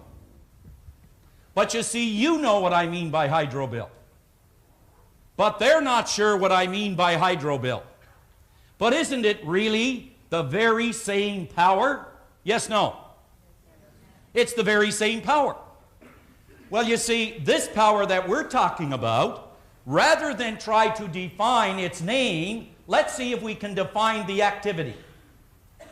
Now, if you're going to find out what it is, you're going to have to go to two sources of reference, the only two that are available. And one is science, and the other is theology. They are the only two sources of reference we can go to if we're going to try to find out anything. Now, you'll find this in the chapter on Let Go and Let God in that book, and I'd suggest that you read it and reread it until you not only gain an intellectual comprehension, but until you can gain what is called an inner spiritual emotional intelligence. You see, the individual that works only with intellectual intelligence, they're really not going to accomplish a whole lot. But the individual that can work with that inner emotional or spiritual intelligence, that individual open themselves up to unlimited possibilities. So if we're going to define this power, and we were to go to the scientist and say, what is this power that animates, penetrates, and motivates the cosmos? Why can I walk and talk? What keeps that wall standing? What about night and day? Why is there such order in these cosmos? How do I know where there's a certain star going to be 1,000 years from now and time it within a fraction of a second? Well, the scientist will tell you there is a power that animates the cosmos, and this scientist will say, he will call, or she will call that power energy. That's the name they use to describe this activity. Now, if you ask, well, what is energy? This is the only thing the scientist can tell you. And remember, the word science means to know. It means organized knowledge. Well, then ask, what is energy? And this is the only thing science can tell you. That energy just is. It is neither created nor destroyed. It is the cause and effect of itself.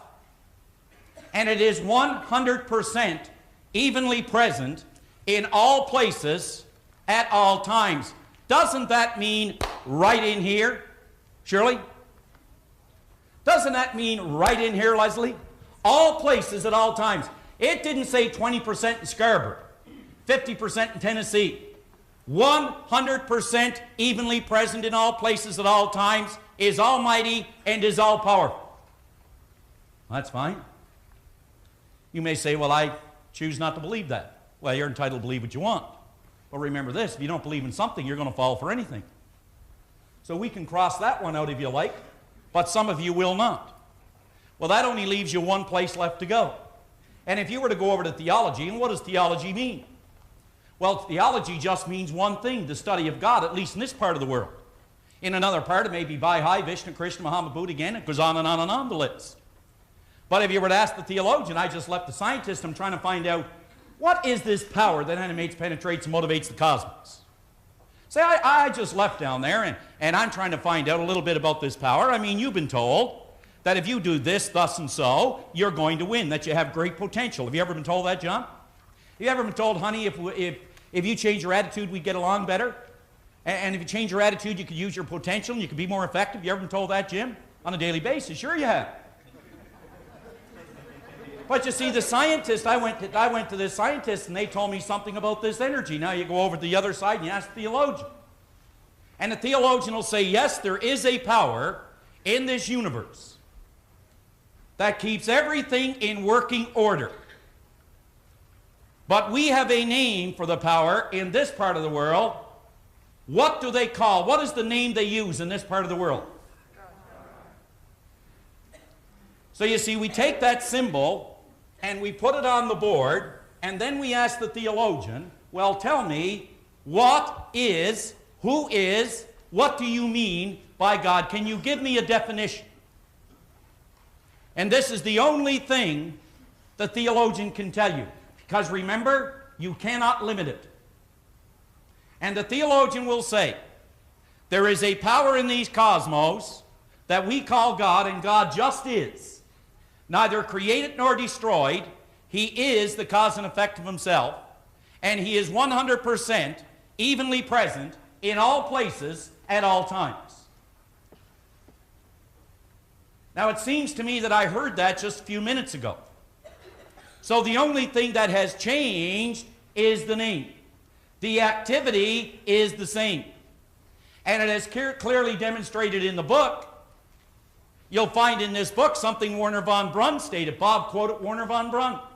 Von Braun pointed out that science are studying, you could say, the energy and the force around humanity. Theology are studying the force within humanity. And they're eventually going to find out that they are studying one and the same force. You see, when we understand what B. Rand said, it is intelligent, we are intelligent, but it is the working relationship with this power that brings about the kind of results we get, because it can't do for you what it can only do through you. Gosh, I'd give just about anything for a person to get a hold of that or to understand that. That it cannot do for you what it can only do through you.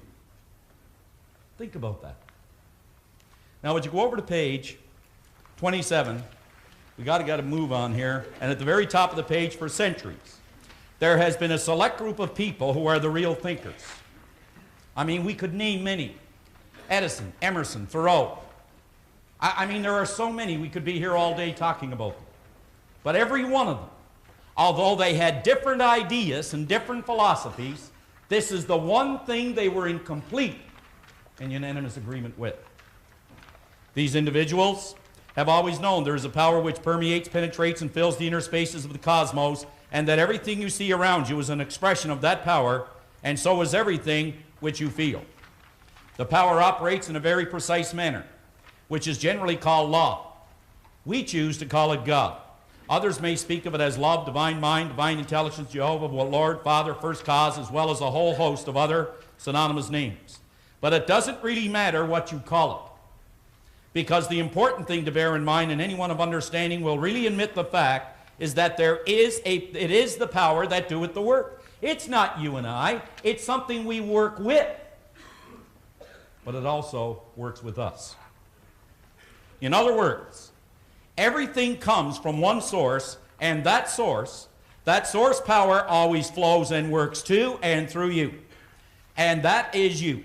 Stated differently, the image that you have formed can only come to you on the physical plane of your life. In other words, your results.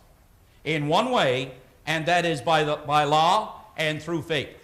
Now, the second part of this particular chapter, Bob is going to work with to show just how faith moves this power into action. Keep these two things in mind as we go through it. There are only two words you need to remember as Bob walks you through this. One is order, and the other is movement. Order and movement. And when both of those are functioning together rather than working against one another, we have success, happiness, health, and wealth, which is your birthright. So let's bring on, to take us through the rest of this particular chapter, my good friend and your good friend, Bob Proctor.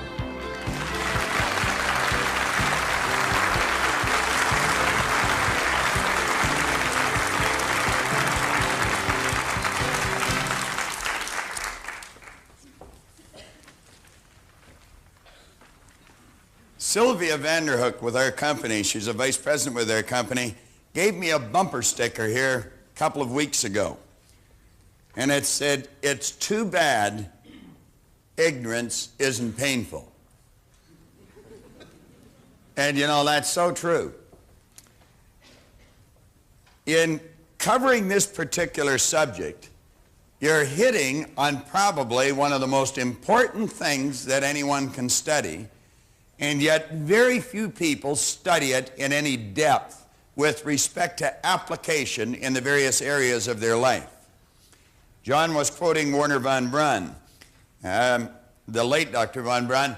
He said one time, now keep in mind this was a scientist, he is considered by many as the father of the space program, and he said after years of studying the spectacular mysteries of the cosmos, he was led into a firm belief in the existence of God.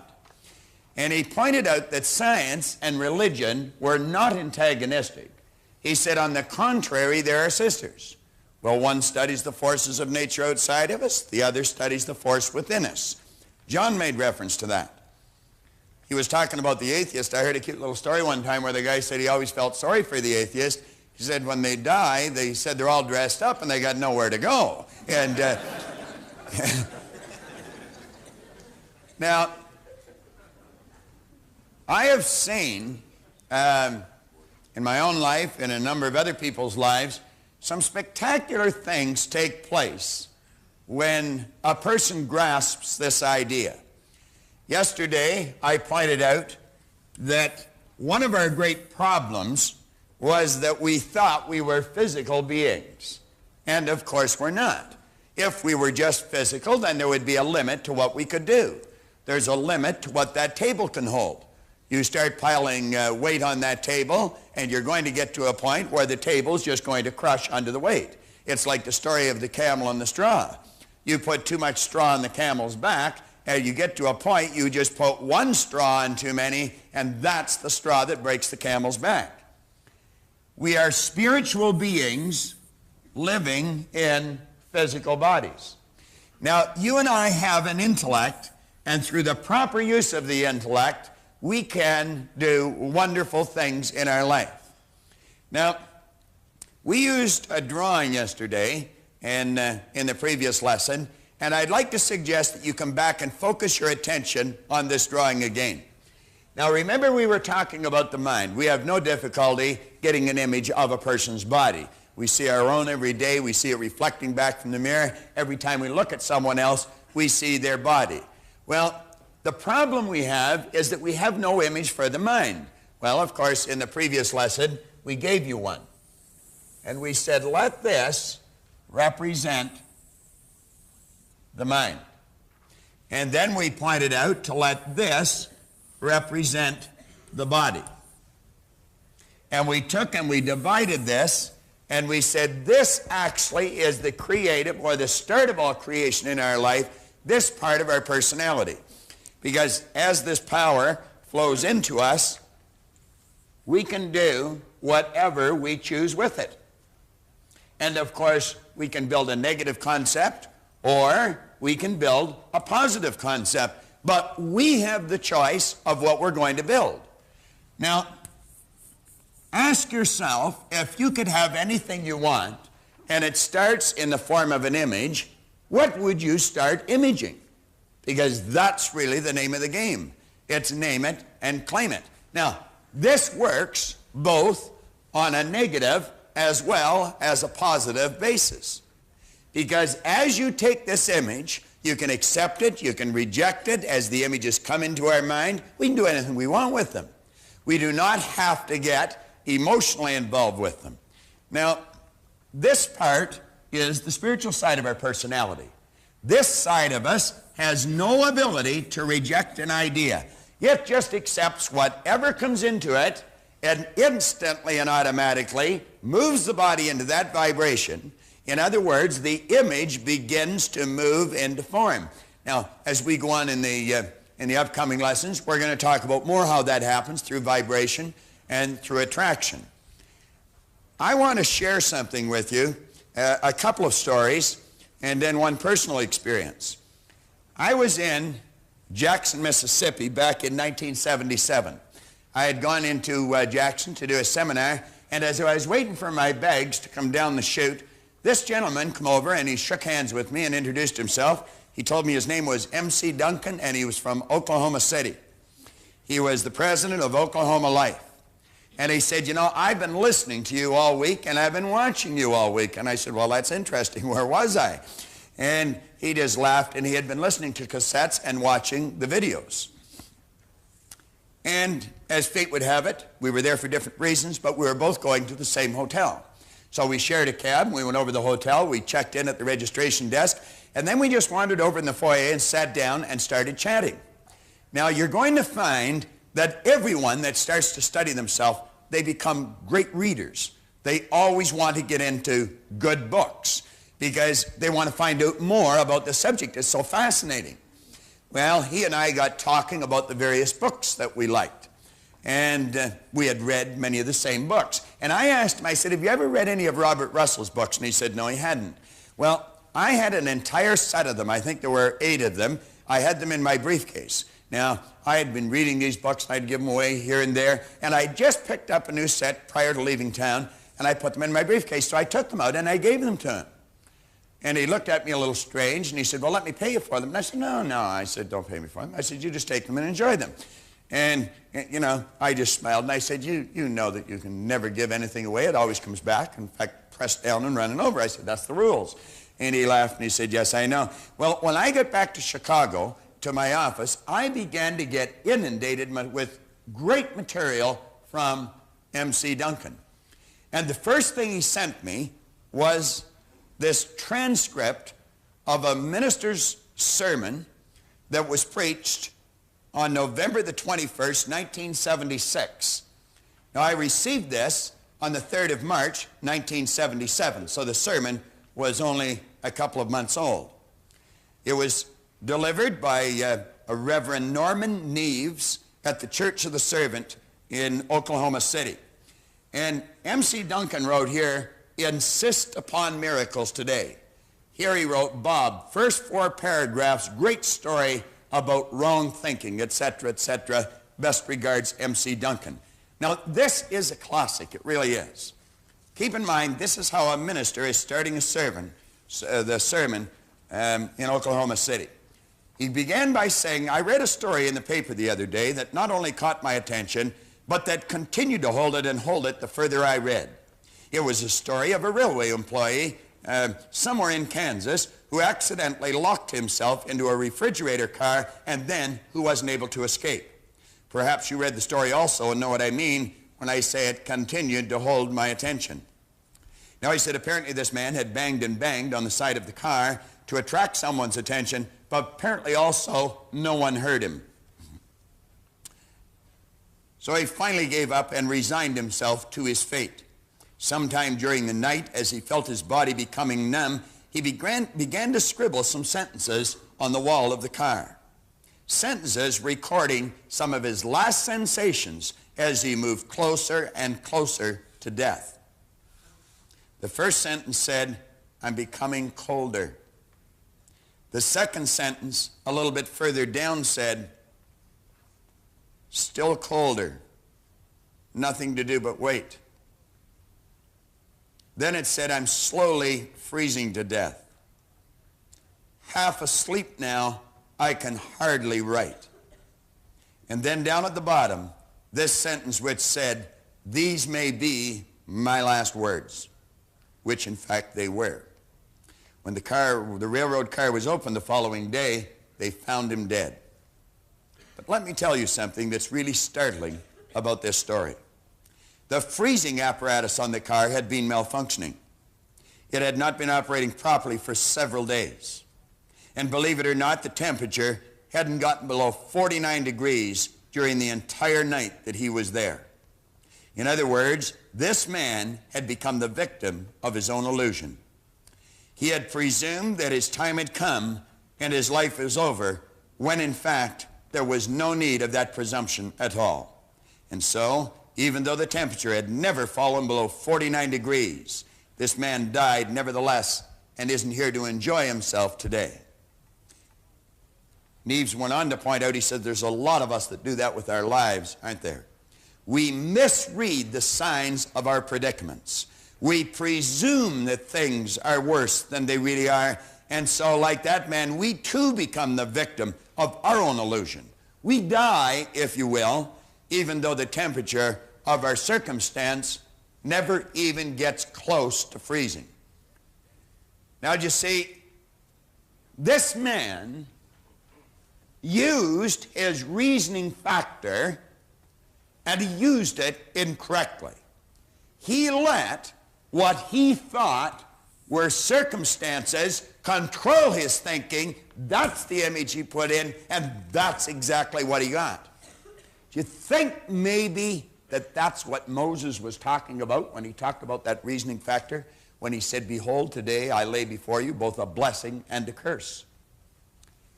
Now I'm going to give you an example of someone that used it the other way. Many years ago, I made a sales call in Chicago when I first started to do seminars in the United States on a gentleman named Mel Haycraft. Mel Haycraft was the vice president of sales to the Prudential Insurance Company in their Mid-America region. Now, I did not know it at the time, but the Prudential Insurance Company was the #1 company in the world, and the Mid-America region was the #1 region in the Prudential Insurance Company out of 10 different regions. So needless to say, I was talking to a heavyweight when it comes to business. I was only in his office a few minutes, and Mel said, well, Bob, what is it? And I said, Mel, I've got a seminar that'll just get your sales flying. And I'll never forget the smile that had come on his face. And he looked at me, and he pushed his chair back from the desk, and he opened a drawer, and he took a file folder out, and he spun these brochures across the desk. Did you see all those brochures? I said, yeah. He's all those people said the same thing. I said, is that right? I said, well, we're different. We was me at the time. But if you're alone in business, you never refer to me, you see. So at any rate, I said, we are different. See, I had a brochure made up that made it look like we operated on the entire 12th floor of the Hancock Center, I thought. But at any rate, he looked at me and smiled, and he said, how are you different? And I said, we get results. He said, they all said the same thing. Now, I knew that I wasn't making any headway. If you're in sales, you know when you get to a point like that, you either have to dance or hit the exit. And I wasn't about to leave. I had a hard time getting in to see this man. As a matter of fact, an associate of mine had phoned him every Monday for a year. We couldn't get in to see him. One Monday he was sick. Mel phoned him to ask what was wrong. And that's how we broke down his door. But at any rate, I said, I'll tell you what I'll do. You give me 100 of your best people. Don't give me the worst, give me the best. I said, anyone can do something with the worst. Just give me the best. And I said, we will do a seminar. Won't cost you a dime. We'll give you the material, give you the seminar. And I said, let them be the judge of whether this will help them in their sales. He said, you got a deal. So we did that seminar. I run into a chap in Detroit here just a little while ago, Carl Walker, that was in that group of people. I remember Carl sitting in the back row. I'll never forget Carl. And about halfway through the seminar, he kept getting up and down and up and down and up and down. The guy was getting so excited he couldn't stay in the seminar. He had to go out and sell somebody. But at any rate, that's a true story. Carl's over in Detroit, and Carl, you'll be watching this. You'll remember as well as I do. We laugh about it every time I see him. But at any rate, we passed the test. I found myself in front of 450 of their district insurance agents at the Hillside Holiday Inn in Chicago. When I was talking to them for a very short period of time, I suggested that anyone in that room could go out and write $5 million worth of business. Now, when I mentioned that, you could just feel, wham, the minds go closed. I'd lost the entire group. Now, do you see, what we were doing and what was different, we were introducing this element right here to their sales, to the psyche of their salespeople, to their sales presentation, to their belief system. They had never had that mixed in with their training before. This chap come up to me at the first break. He says, Proctor, he said, did you ever sell insurance? And I said, no, I never have. He said, I didn't think so. I said, why are you saying that? He said, you don't know what you're talking about. Oh, I said, now hold on a second. I didn't say I didn't know what I was talking about. I just said I've never sold insurance. I said, I don't know any more about insurance than the doorman or the salad chef in here. I said, I'm operating on the premise you already know how to write $5 million worth of business. He looked at me and said, well, wait just a minute. He said, you know this company is 100 years old? And I said, yeah, I'd heard that. He said, you know there's 20,000 agents in this company? And I said, yeah, I'd heard that. Well, he said, did you hear that we've never had one write $5 million worth of business? Well, I said, then you can be the first. Yeah. Now, this was around the end of August. He said, you said this year. I said, that's right. He said, the year's over half gone. I said, then it won't take you as long to do it.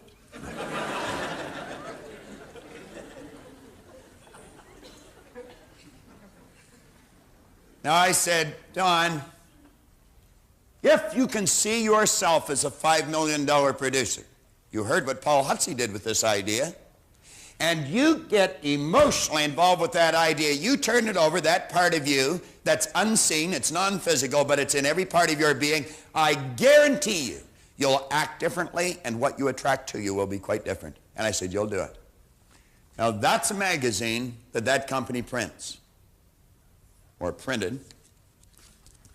That's a picture of the man I was talking to. His name's Don Slovan. And that's a write-up about our conversation. The second week in December, Don Slovan had paid for $5,200,000 worth of business. He closed the year with a little better than $6 million worth of business. And the strange part about this is, when he crossed that imaginary line, there was a whole string of people following him. See, every person, everywhere in history, that got the image of what they wanted, they burned that image into their mind. They refused to accept circumstances. Every one of them have accomplished what they've imaged. For years, people had tried to run a mile in 4 minutes. I mean, thousands of years. Do you know the early Egyptians used to turn a lion loose and let it chase a person hoping they'd run a mile in 4 minutes? But they couldn't do it. The experts said it couldn't be done. They said our cardiovascular system wasn't proper for it. They said our muscles weren't right. The bone structure wasn't right. But in the spring of 1954, a young guy named Roger Bannister quit believing in the experts, started to believe in Roger Bannister, and he ran a mile in under 4 minutes. Within a month, other people were running a 4-minute mile. We had a young guy in this company down in Louisiana. As a matter of fact, he worked for Paul Otze. That wrote $5 million in a week, and he previously hadn't written 3 in a year. Now, why am I mentioning these things? Well, I mention them because you could all tell a story like this about yourself. I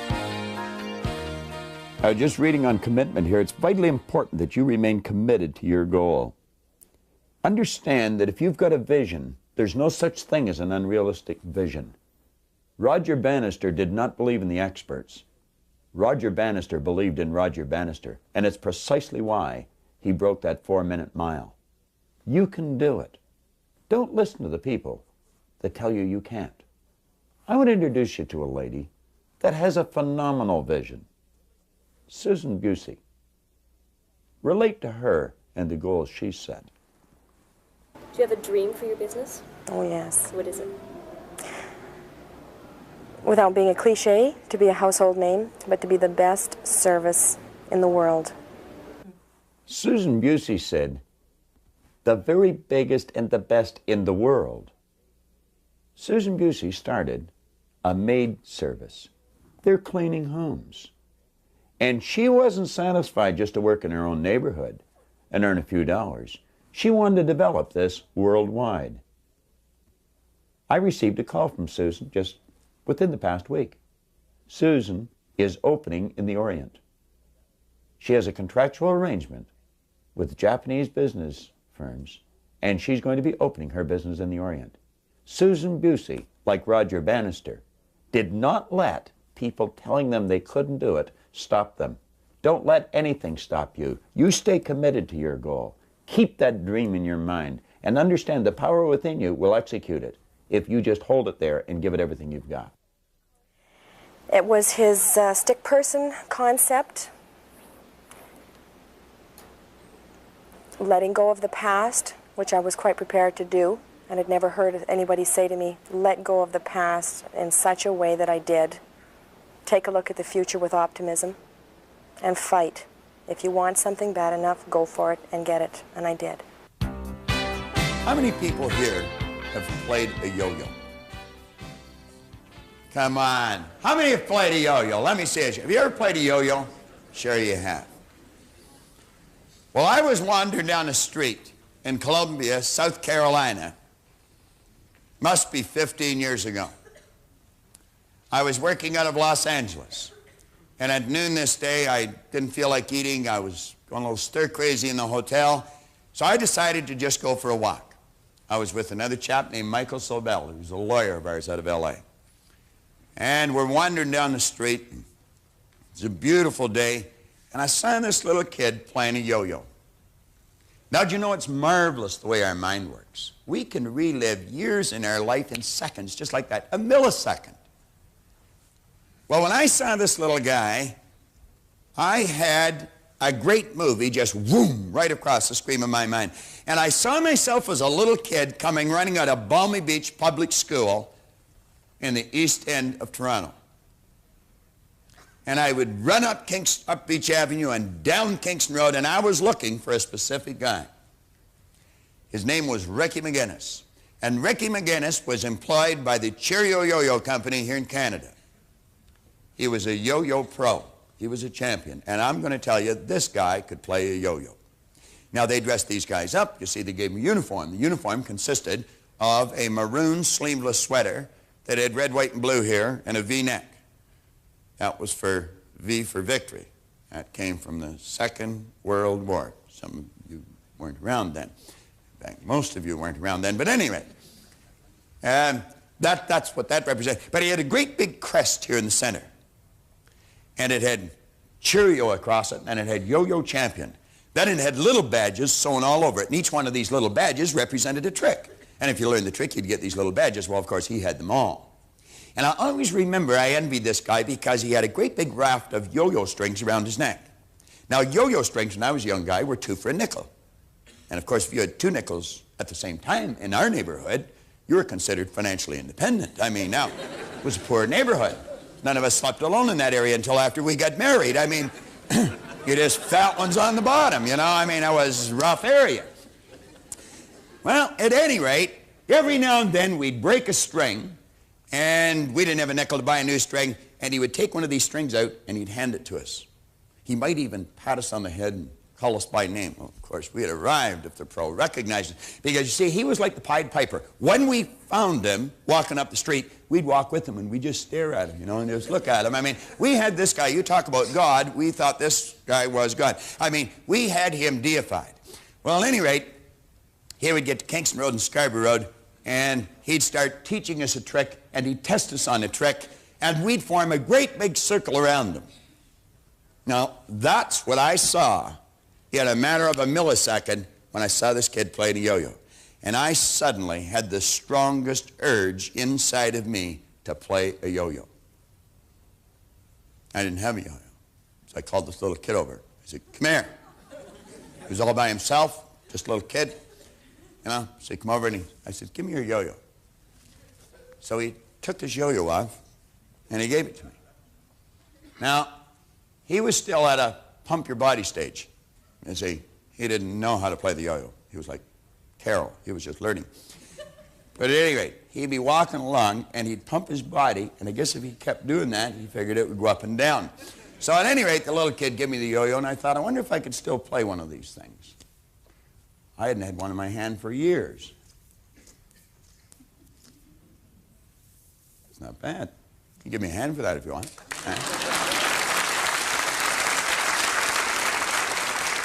Well, then I started to remember some of the tricks. That's called making it sleep. If you can't do that, you are out of luck. You can't play the yo-yo. You can't do the tricks. So did that. Then I remembered this one. This was rock the cradle. You learn how to do that and you get a badge, you see. Isn't that wonderful? What trick is that, Bob? What trick is that? That's a dandy. You know, Gina asked me just a few minutes ago, John, there's a yo-yo in that bag. Do you want to throw it out? Gina asked me a few minutes ago, how's the string on your yo-yo? And I said, oh, it's fine. Now, that's the second time in a week. That's the second time in a week that that's happened. I got to get this one working right. It wasn't working right earlier. Well, yeah, John used to carry the yo-yos and clean the boards, you see. Ah, we got it gone. We're right back in business.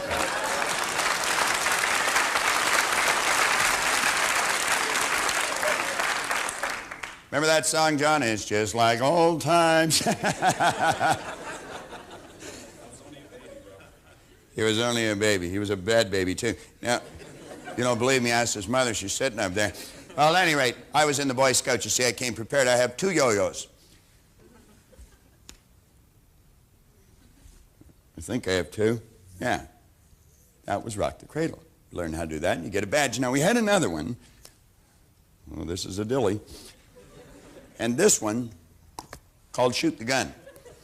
Now, seeing as how a pro's at his best regardless, I'm going to make this sucker work. But at any rate,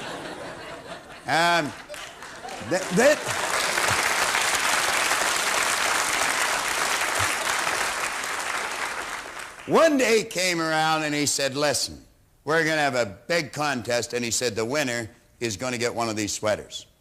Well, I'm going to tell you, you talk about building an image in your mind. All of a sudden, I could see on the screen of my mind that sweater on me.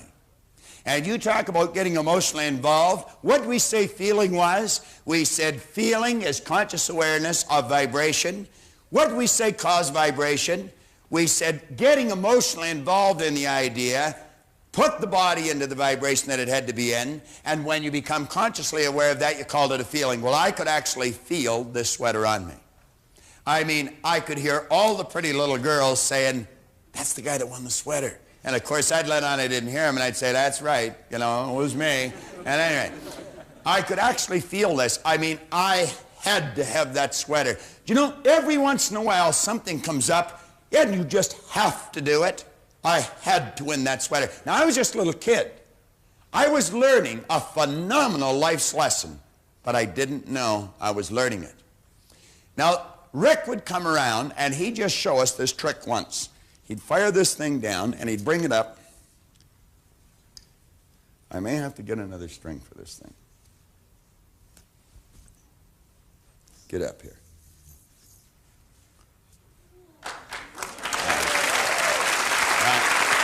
You got to do that now.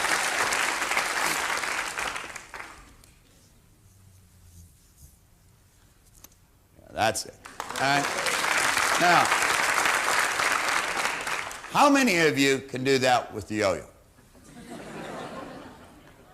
Now ask yourself why you're not able to do that, and I am. Do you want to know why? I'm going to tell you why. See, any person in this room could learn how to do that. If you wanted the sweater bad enough, and I wanted that sweater, and I hooked the sweater up, what I wanted, with what I was doing, and I had to believe I could get it. What did Napoleon Hill say? He says there's a difference between wishing for something and believing you can receive it. And he said the key is you've got to believe it. William James says believe, and your belief will create the fact. Well, you know, that's where it all starts. That's where it all starts. I don't care how simple it is. I don't care if it's just winning a sweater with a yo-yo. It could be writing the 5 million, or it could be doing what that man did in the boxcar. It works both ways. It has no ability to change the idea. Whatever you ask for, that's exactly what you get. Now, as you take the idea that you build, and you've got the ability to sit down and design any idea you want. You see, if you are going to decorate your room, you'd get an idea here in your mind of how you'd like that room decorated.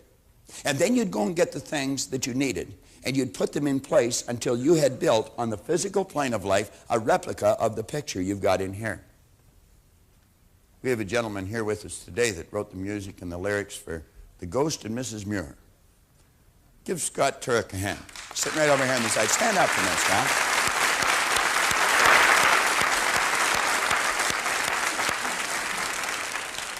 Scott is the musical director over at Leopoldson Theater. When you heard Dave ask, is there anybody from out of town, and you heard someone say from Colorado, Scott is from Colorado, but he is entertaining over at Leopoldson Theater. If you want to see a good play, you want to go over. I've been to Scott's play in the past, and I'm going to tell you this man is quite a musician. Scott, where does the music start? Would you say it starts right in here? You start hearing it in your head, don't you? Yeah. That's right. You actually hear the music in your head. You see, Scott takes this power and he turns it into music in his head. He literally hears it. And as he hears it, he sees it written on paper. Am I right or wrong? Then you take a pen or a paper and you write it. Scott, stand up for just a second, because this is a good example. Then when he's got the music, he not only writes the music, he put words with the music. Is that correct? And we call those lyrics. And he takes and he writes the lyrics, and he knows those words. What are words? Words are nothing but ideas dressed up for our physical benefit. And you put words, and that puts more meaning then to the sound that you've heard. Is that correct? Thank you, Scott.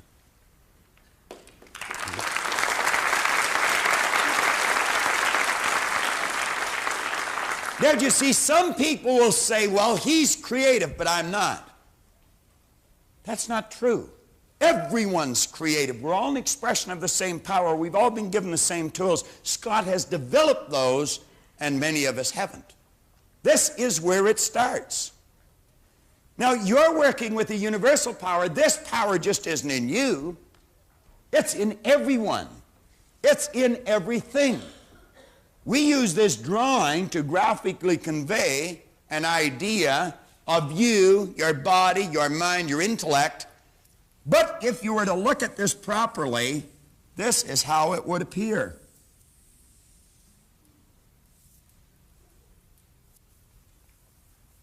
It's a universal power that you're impressing that idea on. Do you know when you throw a pebble into the lake, the entire shoreline has been changed? If you throw a pebble into the Atlantic Ocean, the entire shoreline has been altered. You'll say, oh, not the Atlantic. Yeah, even the Atlantic Ocean. Do you know where our problem is? We could not see with these physical things the change in the shoreline. But understanding lets us see the change in the shoreline. Van Gogh was asked how he did such beautiful work. He did it the same way Scott does it. I dream my painting, and then I paint my dream. Do you know you'll never buy an original painting? Why? The original's on the mind of the artist. Well, we're all working with the same power. Don Slovan sensed that I believed he could write the 5 million. I knew he could write the 5 million. That gave Don a little inspiration, and he started to think about it. He started to think of all the good things that would come to him, fame, fortune, everything. And he got emotionally involved, and as he put that idea in there, Don Slovan moved into a brand new vibration. He started to attract all kinds of different things to him. Do you think it's an accident when one person, one in sales, goes into their office and in their pigeonhole there are no messages, and another one goes in and there's 14 people wanting to buy something from them? Do you think it's an accident when there are two businesses side by side, one wins, one loses? I go to a barber shop down on Bayview Avenue, Tony's. I've been going there for 25 years, whenever I've lived in Toronto. 4 doors away is another barber shop on Bayview Avenue. I have never seen anyone in that barber shop in 25 years. I've never seen one person. Now, I know someone goes in there. I know that because the person couldn't keep the doors open otherwise. Tony's, you always have to wait. And the other one, you would never have to wait. And someone would say, well, that'd probably be a good place to go. I don't think he'd cut it the way I want it cut. And I think there's a lot of people think, I don't think he'll cut it the way I want it cut. But why is it empty? Is it because I'm thinking that? No. It's empty because that's the way that man sees his barber shop. We had some people come into Chicago one time when I was working with the Nightingale organization. They had a chicken restaurant in Ohio. It was out in the country. It was a great, big, beautiful white mansion. They sold more chicken dinners than any restaurant in the United States. People would come from 3 states away to buy from them. It's in the image. Now ask yourself, what kind of an image have you been holding? Have you been wishing good things would happen but think bad things would happen? You see, most people will let their present physical results control their way of thinking. They're emotionally involved in it. They think it's an accident that the same results keep reoccurring. That's no accident. If you've got a financial problem, if you've got a cash flow problem, if you've got a marital problem, that's what most people concentrate on. If a doctor takes a photograph of your body and then tells you you're sick and shows you you're sick, what's the person concentrate on? Sickness. What's the photograph prove? The photograph proves that the person has been concentrating on something wrong to move their body into that vibration. What should they do? They should ask for help. Where does it come from? There's only one source, and they see perfect health. Or they see prosperity. But the cynics don't believe this. And it's a strange thing, the cynics don't get results either. Quit letting your present results control your thinking. This power that I call God is in every one of us. And it's no more present in one person than it is in the other. Scott the Turk hasn't got any more of this power than Bob's got. Bob hasn't got any more of it than Reen's got. Reen hasn't got any more of it than Dave's got. Every one of us are an expression of the same power. And when we really grasp this universal concept, we're going to realize that we are all essentially the same with the same powers. It's learning how to use this. I remembered how that went, Dan. It says, because the time will most assuredly come, and the best and wisest know not how soon, when death, the leveler of all human greatness, will reduce us all to the same level. It's like burning the paper, isn't it? It's like boiling the water. See, death, as we know it, is moving out of this thing. Life, as we know it, is in this thing. But if nothing's created or destroyed, and if all science and all theology tell us the same thing, then that only postulates one theory, the theory of life. See, everything you have is going to belong to someone else at the time of your death, but what you are is yours forever. Now, we want to try and understand this concept. On page 28, we say you are a perfect instrument for spirit to express itself through. Start to see yourself. Now, every time you think of yourself, think of that drawing. Every time you think of the drawing, you think of yourself. You've got to have an image to work with. On page 28, we say, see yourself as a perfectly endowed spiritual instrument without limitation. When you do, you're going to find it easy, in fact natural, to expect the good you desire. You will also understand that doubt simply obstructs the unfoldment of the prosperity in your life. Now, read this bottom paragraph on page 28. Doubt does not shut down the workings of the power. The power's always working. Think of the man in the refrigerator car. It's always working. It never stops. There isn't some emotional or capricious God saying, oh, wait a minute, you're choosing the wrong thought. You ask and you'll receive. You ask for the wrong thing, you're going to get it. It'll be delivered right on schedule. You can make buck on it. The doubt you hold becomes the picture, which will turn into your physical results. You see, when you build the picture, you control from inside.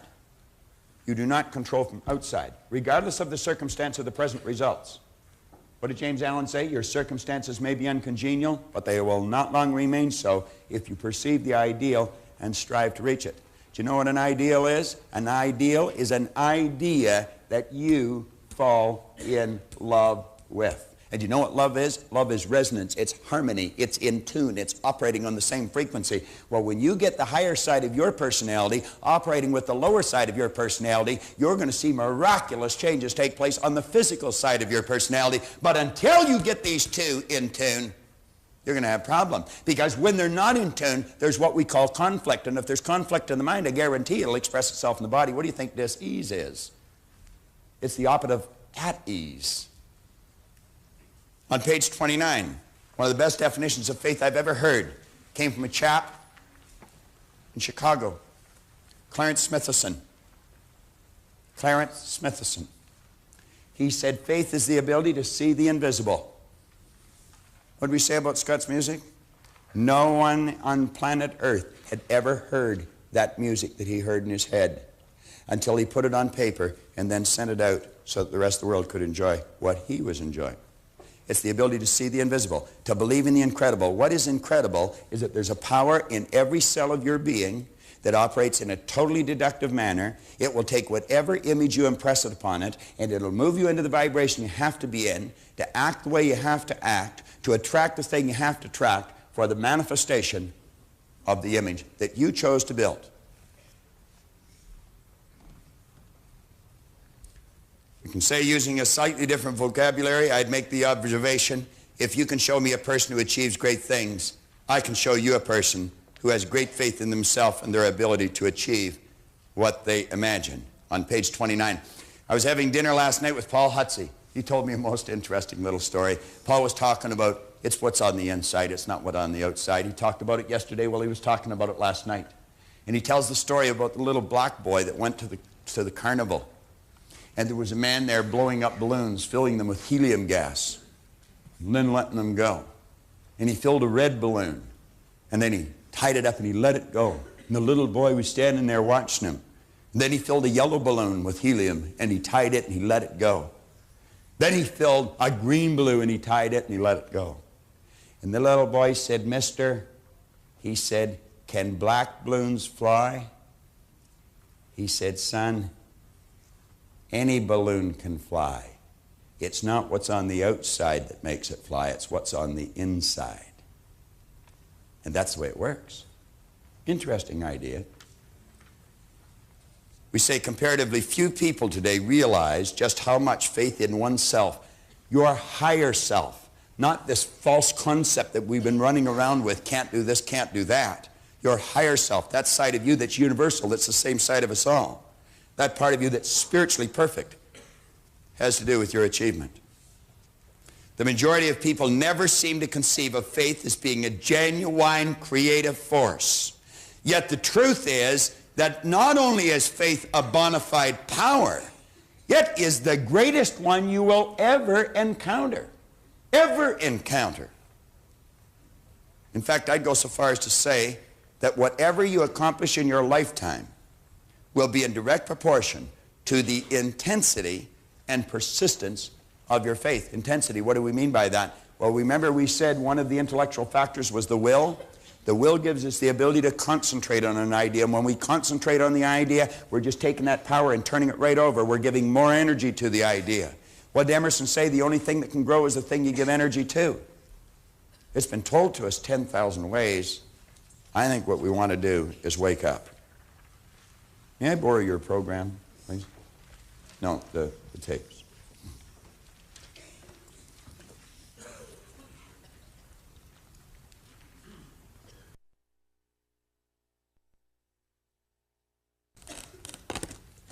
You have a set of these tapes. You need a new tape.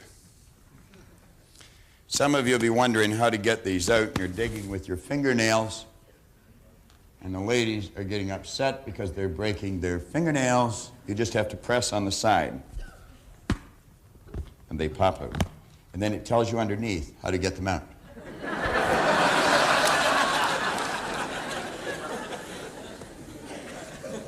Andy Rooney would probably get about an hour and a half out of that. Now, you've got a relaxation and visualization tape. I want to suggest that you put this to good use. On page 30, we're suggesting that you take this new understanding that you're developing. You take the description let on the mind. You let yourself get emotionally involved in this image. And you know that every time you do, in a very relaxed state, wham, you just trigger those brain cells. You just think of the new you, and that picture comes up. And you know every time you do that, you're giving more and more energy to those brain cells.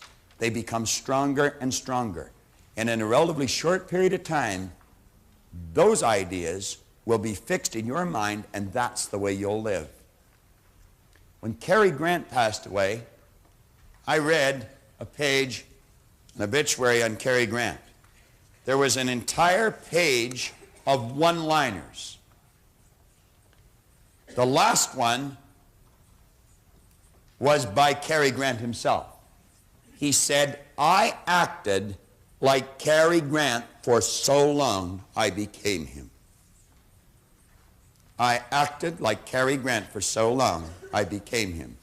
You can say, "I've acted like this person on page 26 for so long I became that person." Now, you can go over this lesson and go over it. You can't go over it too often. Couldn't possibly. We're going to touch now on what you should expect, because you're going to find that expectation is what really makes the difference. Now, as John goes through this page, I want you to think, if I built that picture on page 26, I painted the picture. It's like Scott heard the music, then he painted it on paper. Well, you saw the person and then you painted it on page 26. And every time you get emotionally involved, you rewrite it. And you're going to find you'll crystallize it. And you'll make it better. And you'll make it better. And you'll make it better. From your Born Rich program and play this tape, what you're going to do is put yourself into a very relaxed state. It'll be an altered state of consciousness. Go and lay down someplace quiet by yourself and turn this cassette on.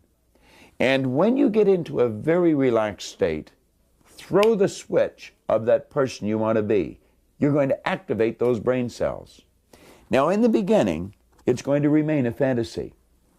But by playing this tape daily, twice a day if you can, and turning that picture on that you built on page 26, activating those brain cells, that fantasy is going to be turned into a theory in your mind.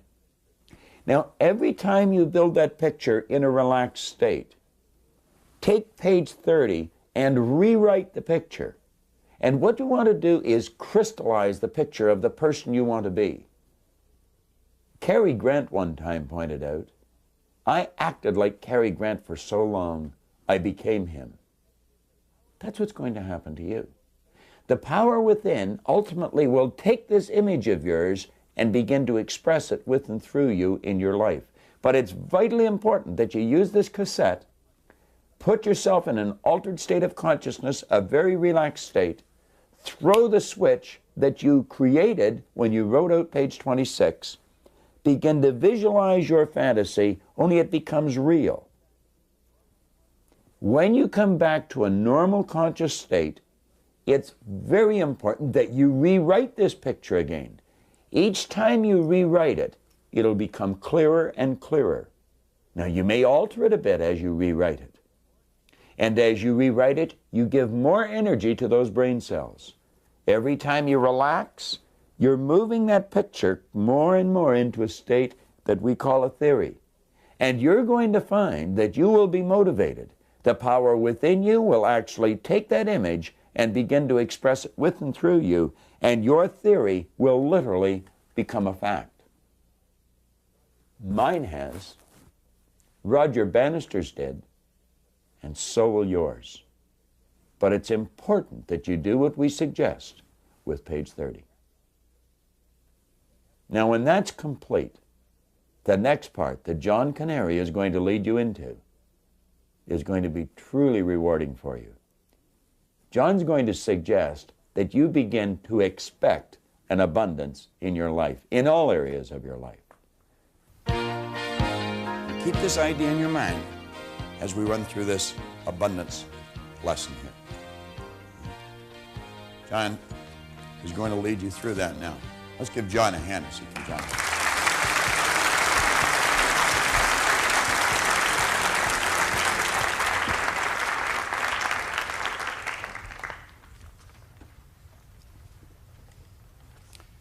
About 6 years ago, I was down in a place called South Jersey, around Cherry Hill, Trenton, Atlantic City.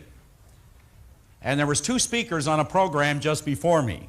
And I've never been able to understand why I'm always the last one on a program, no matter where we're speaking. As a matter of fact, same thing happens to Robert.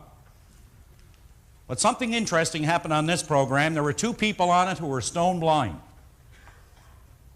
The first speaker was Tom Sullivan, that you see in the odd TV show, Good Morning America, programs of that nature. And both of them gave the same title to their talk that day. And the title went like this: If only you people could see what we hear. Now that day I learned something about that we don't see with our eyes, but we do see with our mind. In other words, and I'm going to work with both boards here in a little while, but I learned that day that the individual who has a desire can achieve that desire when they understand the relationship of being able to see it with their mind. Now, when Charlie Bosley got up that day, I could not believe what I heard when he was introduced as one of the top 10% of all life insurance agents on this earth but yet the man was stone blind. Now, Charlie Bosley said he has always had a desire to achieve something. But he said he never ever left the house because he was feeling sorry for himself as a result of something that happened to him in Vietnam. Then he said one day he was down in Atlanta watching a great golf tournament with the great Ben Hogan. And Ben Hogan would get up and tee off, and they'd tell Charlie, Ben's getting up to tee off, and he'd yell, come on, Ben, you can do it, you can do it.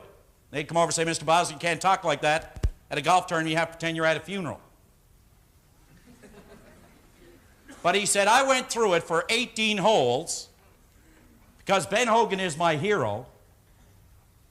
And he said, no one's going to throw a blind man off the golf course. Now, he said, when it was all over, Ben Hogan came up to him and he said, Mr. Bosley, I want to thank you for being such an inspiration to me today. And Bosley said, no, it's I who should be thanking you, Mr. Hogan. He said, you see, when I heard your story, I was a man living in pity. He said, I heard about your car accident and how before the head-on collision you fell in front of your wife to protect her.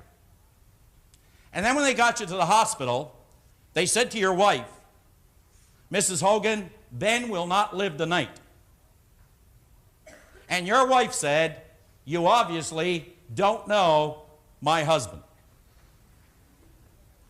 Now, he said, the next morning when you proved the experts wrong and you were able to continue with your life, they said, but Mrs. Hogan, Ben is never going to walk again. And she said, you obviously don't know my husband. Now, as months went by, you see, Ben, he started to get his spirit back again. He started becoming consciously aware, I'm in a bed, my body is broken, but I want to play golf again. And they said, Mrs. Hogan, he wants his golf clubs now strung up on the ceiling where he can see them all day long, but he's never going to play golf again. And Mrs. Hogan said,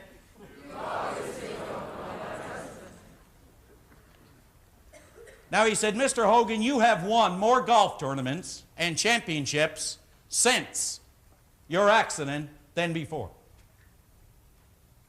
And he said, that's the reason that I started to experience a different relationship with all the things that I have ever desired. And Hogan said, is there anything I can do for you, Mr. Bosley? He said, as a matter of fact, there is. He said, I'm pretty good golfer. Do you know that he can beat many people on a golf course any day of the week, even though he's blind? He said, what can I do for you, Mr. Bosley? He said, I want to play one round of golf with the great Ben Hogan. Anytime you want. He said, there's one condition, Mr. Hogan. I want to play for $1,000 a hole. Now, I want you to keep in mind here, before I finish this story, Bob mentioned how some people put what is called a crown on circumstance. In other words, there are some people that actually get down and they deify this word circumstance. That's what's in control of their life. But yet here was a man whose sensory factor called sight, it was absent, he was blind. And Ben said, there is no way that I'm going to play you for $1,000 a hole. What will people think of me? He said, now just a minute, Mr. Hogan, you asked me for a request, I gave it to you, now you're backing out. Well, he got the best of Ben, and Ben said, I'll tell you what, I've got some people here, they're witness to the fact that I warned you, I'll play you, but I am going to play my best. Charlie said, that's fine. I wouldn't expect you to do anything else, Ben. Ben said, okay, when do you want to play? And Charlie said, 10 o'clock tonight.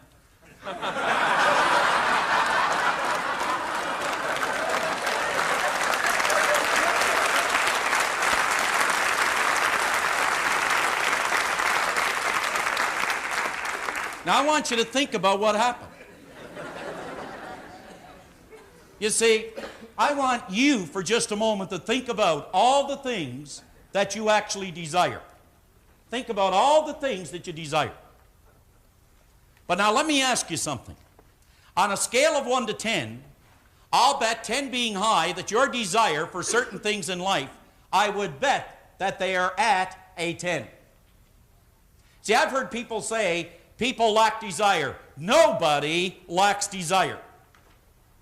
You see, if you take and define this word desire for just a moment, just define this word desire.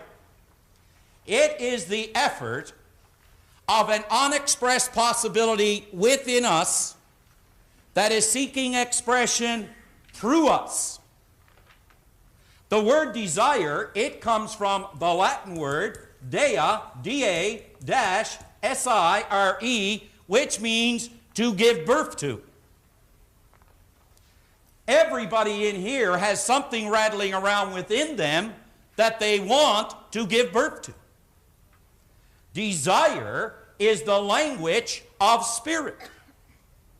But it seems the basic difference in people who experience their desire versus people who do not experience their desire, it has something to do with this great principle, the greatest principle an individual can ever learn, which is called expectation. Expectation. Now, if you had to take and write down something that surrounds this central purpose, just for a moment, if I said to everyone in this room, now Bob asked you to write out on a page what you want to become. Now I'm going to suggest to you that everybody in this room, from the top to the back and in the middle, that every one of us have a desire to be more, to do more, and to have more. But how many people actually expect it to happen? You know, there's a great point in history where Moses was leading all these people around a desert. And you know, a lot of people said he was lost. Moses was not lost. He was a man of wisdom. And what he was doing is leading these people around and around in circles until he was able to change the attitude or the consciousness before he went in to this new land. And all the people, they came to him and they said, Moses, we've got a problem. We have no water. What are you going to do? He said, you go and pray to your God for rain. And away they went and back they came. And they come back and they said, Moses, God has forsaken us. He said, what do you mean? He said, we have no rain. Moses said, tell me, where are the ditches? They said, the what? He said, the ditches. If you believed it was going to rain, you would have dug the ditches. You see, you can go around and desire all the things you want to be, all the things you want to do, and all the things you want to have, but until you're able to see yourself on the screen of your mind, you will never, ever experience the desire. Until you're able to see it and then proceed by acting on it, you will never experience the desire. Now, I want to move over to the other board and cover a little idea that is very dear to my heart just before I touch on the book. Now think about this. Everybody in here at one time started out even in search of a better condition. Improved quality, you could say, in our life. But for some reason or other, somewhere in the neighborhood of 20% of the people actually experience the objective, the goal, the purpose that they started out with. What happens to 80% of the people who start off with this great desire, this great love to achieve something, to become more, to have more, and to do more, to express more and more of themselves? In that marvelous book I just talked about a moment ago, Genevieve B. Rand said this. She said that the purpose of spirit, the very purpose of spirit, is expression. that it is seeking to become more and more over and above what it has already become. What a great thing to understand. It is seeking to become, but it cannot unless we permit it and provide this channel of expression. Unless we give it the channel, there is no expression. So how many people expect what it is they desire? Bob's going to get into this a little more later, but Raymond Hollowell said in his book, we should never desire something we don't expect, and we should never expect something we don't desire. This is the year now, the season, right now, where you see that commercial come on television. And you see a guy standing under a lamppost there, and he's sniffing, and it's raining, and it's cold, and it's dark, and he's getting a cold. And home he goes, and the scene switches, and there he is resting easily in bed because his wife just gave him NyQuil. Now, if you were to go down to any drugstore today and check the shelves for the cold remedies, there won't be too many. But as soon as the commercial hits the market, go down and they'll have an entire aisle dedicated just to the colds, or you could say that is consistent with the commercial. Because the season now has set up this mental ruling state which is called expectation. This is the season we expect to catch a cold. I've had people in the programs, I go up to them and I say something like this. Do you get a couple of colds a year? Yeah. How many have you had this year? One. Have you got one more to come? Yeah, I usually get it about November. Now that is the mental ruling state. Your expectation is a magnet, and it will attract everything of a like nature. Let me give you an example. Brian, would you stand up with Leslie for a moment? Just go ahead and stand up, Brian. But when you met Leslie, did you just say, that's the girl I would like to spend some time with? That's... Brian, just tell me. No question about it. Leslie, when you looked at Brian, did you say, now there's a guy I want to spend my time with? Yeah. Now, I want you to understand something here. The two of them met long before they laid eyes on one another. Now, I know that's going to pop the navel of most people in here. But what you're looking at is the law of expectation. Now, whether Brian was aware of it or not, he was attracting Leslie into his life. Leslie was attracting Brian into his life. Bob said resonance, or love, is the resonance of thought. What you're looking at is love. And what you're looking at is one idea vibrating in two bodies. Vibrating in two bodies. Brian made me promise I'd get him on the program. Okay, Brian, you can sit down. Okay? Now think about it. Where did you get off in search of or in pursuit of what is called your goal? I want you to imagine going down to Maple Leaf Gardens and suddenly the game starts, you drop the puck, you look at each end of the rink and there's no nets. Now the game would be a little confusing. You need nets to play that game. Well, I shouldn't say that with the Leafs, it doesn't matter. But now think about it. I mean, if there were no nets at each end of the rink, the game, there would be a lot of activity, but there would be no purpose in playing the game. How can you play the game of life? How can you get up in the morning, put both feet in the floor, and you've got nothing to work toward? See, you have a desire, but what you do is you don't see yourself in possession of the desire. Consequently, you don't release this power that flows with and through you. But isn't it interesting that we all started out in pursuit of the objective, but something happens at a particular point. We run into a crisis. We run into conflict. And it seems that we run into what is called demands. What are some of the demands we all run into when we start to try and improve the quality of our life? Be a little better as a salesperson. Be a little better as a person, as a mother, as a father. Someone once asked me, give me one good reason, Canary, why I should have a goal and maybe try to be a little bit better than I am. I'm going to give you one. There are little eyes upon you when they're watching night and day. There are little ears that quickly they take in everything you say. There are little hands all eager to do everything you do, and a little boy or girl who's dreaming of the day they'll be just like you. For you're this little person's idol, you're the wisest of the wise, and their little mind about you no suspicions ever rise. For they believe in you devoutly, and me, in all we say and all we do, Those little people who are dreaming of the day they'll be just like you and just like me. What are we like? For we are setting an example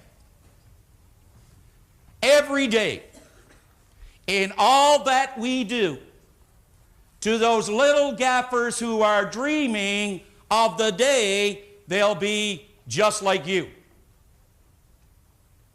Just like you. And just like me. Well, you see, when you're faced with a demand, don't have enough money, debt, people phoning us, and I'd suggest that anyone who is in debt, I strongly urge you to read that chapter on Born Rich. It'll show you how to handle it. It'll show you how to handle it. Now think about this. Why is it when some people are faced with demands that turn into what are called risks, that some take what is called an option? Do you know the mind is such a marvelous, marvelous piece of equipment? Although the mind is an activity, it is not a thing. It is not a thing. I want you to think about this for just a moment. When the mind is presented with a demand or a risk, the mind will offer you and me an option. Do you know the option it offers us when we're faced with a strong demand and a risk is called the escape hatch. We then start expecting the result that we don't want.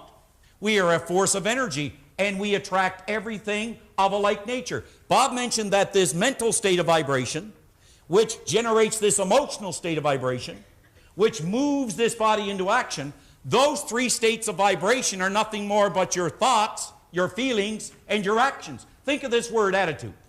Attitude is nothing more but our thoughts, our feelings, and our actions. That's your state of vibration. That's the energy that you send out into life. And the only thing that flows in your life is based on what flows out of your life. Your thoughts, feelings, and actions release this energy and will attract everything that corresponds to that ruling state. Expectation can be either a blessing or a curse, but either way, it is certainly one of the most powerful unseen forces in your life. What do you expect? I'll tell you how to know what you expect. Take a look at the results in your life. Your results will tell you exactly what you've been expecting. What you've been expecting. Now, worry is the opposite of expectation, using the same energy, but worry sets up a magnetic force that attracts things of a like nature or events and people to cause that worried state to actually manifest in one's life. Just quickly, this is a letter from a young boy named David Hulley in Hamilton, Ontario. And the letter he writes is about coming to a program that we were doing out in Hamilton. And he gives me all kinds of pleasantries here, dear John, this, that, and the other thing, and all the great things that happened to him. He said, when I was at your seminar, I wanted to stand up and say, I was a goal setter. I am a goal setter. But he said, I couldn't do that. He said, I allowed the demands and the risks to control what I was going to do. I allowed the demands and risks to keep me in my seat.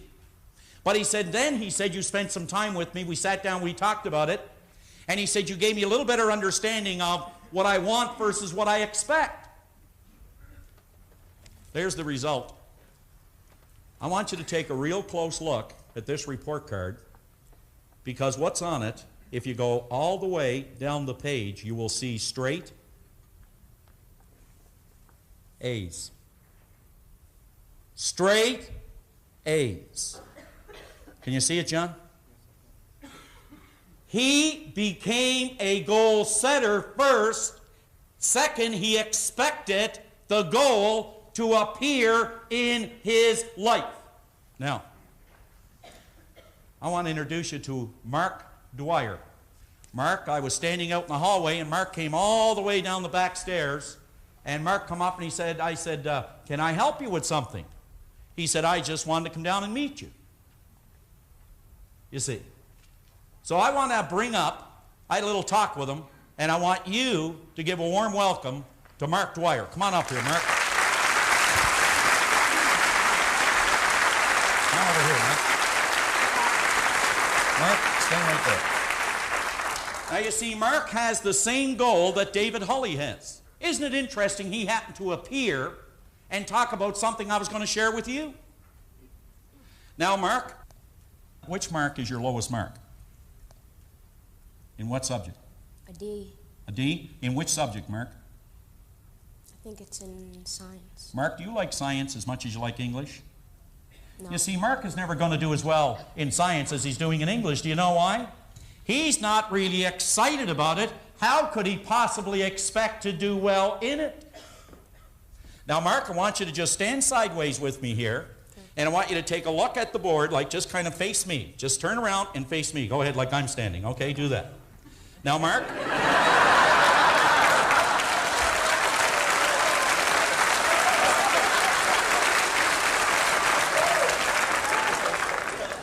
Mark, have you been talking to Bob before you come up here? I'm going to get Brian down here to do a little number. Okay, Mark. Mark, you see, here's a person that's not getting any marks in school. They have a desire. And they start out, Mark, with all the marks that they want in school. They want to be good kids. You understand what I'm saying? Yeah. They want to do well in school. But you know, there's demands and there are risks. You know what the demands and risks are, Mark? The demands and the risks are coming from their peers. Do you know, Mark, there are people in school that are going to stop you from doing well if you let them. Yes. Isn't that right, Mark? Yes. Mark, are you going to let them? No. Mark, you see, you have a desire, right? Now, Mark, you can see yourself not accomplishing that desire because there's a lot of demands and a lot of things that tell you you can't do it. There's a lot of people who are going to say you can't be a member of our club if you want to get good marks. And then what you do is you take the escape hatch. Mark, I want you to remember one thing for me, will you? That no one can make you feel inferior without your consent. Will you remember that? Yes. No one. No. Now, Mark, I want you to back up just a little bit, take a couple steps back, okay? Okay, and stand like I stand, okay? Now, Mark, you do have a desire. Mark has an average of B's in school now. Is that correct, Mark? Yep. Mark, what mark do you want, Mark? A. Mark wants A's in school. Mark, can you see yourself with a report card with A's on it? Yes. Now, Mark, when you go home, I want you to sit down with your mom. Your mom is here, isn't that right? Yes. And I want you and your mom to get a blank report card at school. When is the next report card, Mark? When do you get the next one? I don't know. Do you get it in the next couple of months, December, something like that? Yeah. I want you to get a blank report card when you go home. And you take it home, you and Mom, and you sit down, and what you do is you fill in the marks that you want this year. And then you put it up beside your bed. And you actually see those marks, not only in your mind, but before you go to bed every night, you see the marks that you want already on the report card long before you get the report card. Can you do that, Mark? Yes. You can do that? Yep. Mark, is there anything you want to say to everybody here? Hello. Hello?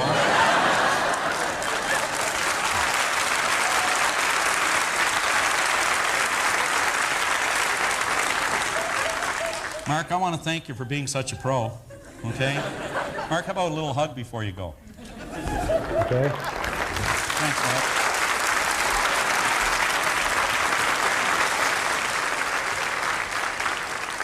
Now you see, why can we not sit down with, say, kids in school and fill out the report card before the term begins? We do it in business. We do it in everything else.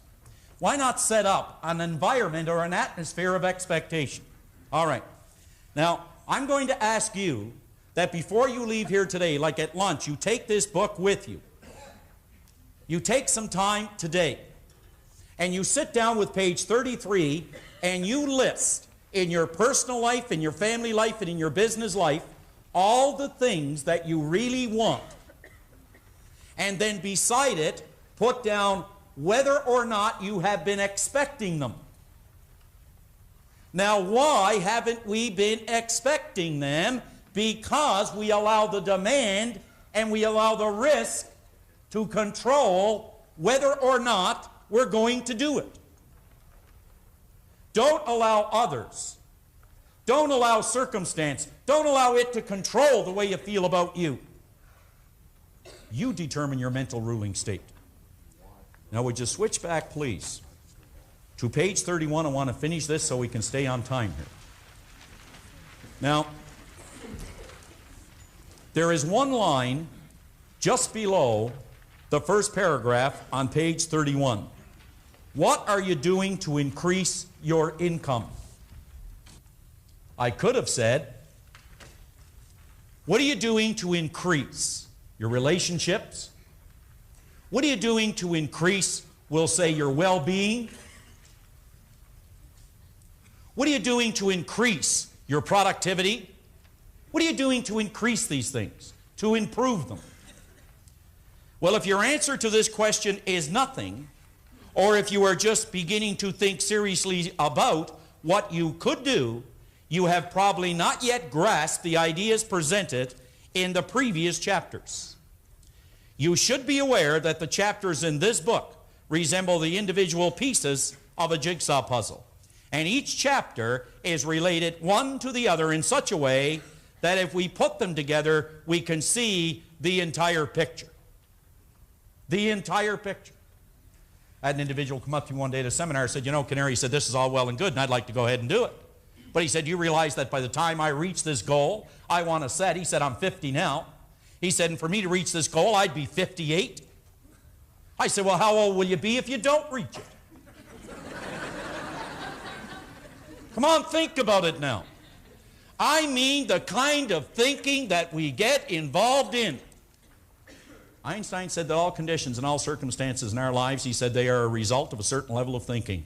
Now, he said, if we want to change the conditions and the circumstance, we got to change the level of thinking that's responsible for it. We got to change the level of thinking that's responsible for it, which is our expectations must move to a new dimension. In this last paragraph, since you are now well into the heart of the book, I would ask you to pay particular close attention to the ideas which follow, so you can use them to successfully tie all the pieces together. You will soon discover that if the ideas in this chapter are applied with intelligence, that expectation can be a triggering mechanism which attracts into your life every good that you desire. Do you know, if you have something you desire today, which you do you know that puts you in touch with it? You're hooked up to it. You're in harmony with it right now, but it's your expectation that moves it into your life. We will always gravitate towards that which we most secretly love, be it base of beautiful or a mixture of both. For into your hand will be placed the exact result of your ideal, your vision. Into your hand will be placed the exact result of your vision and your ideal. So expectation is the triggering mechanism. However, if you do not exercise extreme caution, expectation can also turn just as rapidly into a destructive, lethal enemy. There's people go around expecting bad things to happen to them. Oh, I don't want to do that. What if this happens? Therefore, you must be cognizant of how you are exercising this invisible but powerful force. We believe then that you already understand that you cannot have wealth in your material world until you first visualize the wealth in your mind. Have you ever considered that the highest, the most noble, and the most excellent thing about you is formless in nature? That the highest, the most excellent, the most noble thing about you is formless in nature. But what does this really mean? It means that before any one of us can ever begin to overcome the poverty which surrounds us in our external world, we must first conquer the impoverishment that is buried deep within ourselves. Impoverishment meaning many areas of our life. Some people are emotionally bankrupt. Emotionally. Now what we're going to do is Bob is going to come up and take you through the rest of this chapter. And that will start on page 32. And this will show us exactly how this expectation releases or moves this energy into what is called form. And no one will do that better than Bob Proctor. Thank you.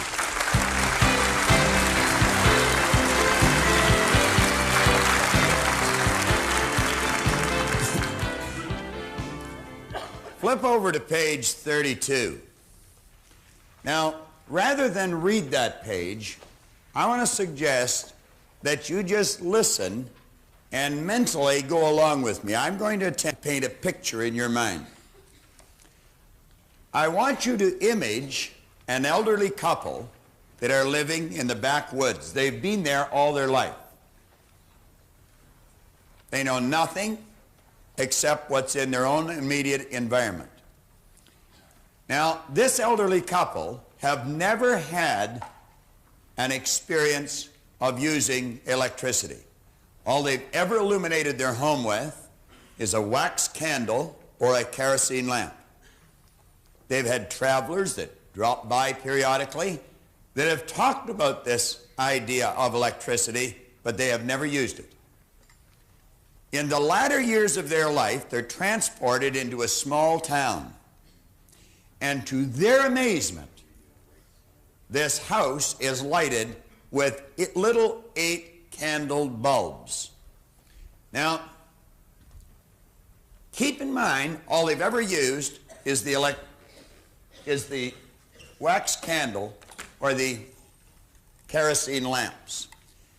Now, to their amazement, they have this electricity. It would truly be magic to them. Now, I want you to imagine if you've just, I don't know, maybe purchased a microwave oven that has a sensory touch. Just the energy coming from your finger will activate the switch, and it would cook a hot dog faster than you could pour a glass of milk. We stand and we look at those things even when we're using them when we're alone. And we laugh, we think, wow, you know. Meaning, it's not able to talk to us, it's not able to laugh with us, but we're amused by this concept. Well, this couple, I would imagine, would go over and they'd touch the switch. Remember, light to them was fire up to that point. And they're amazed that it doesn't burn them. And they just flip the switch, the light's gone, it's dark again. I would imagine they'd look at this, they go, wow, isn't that something?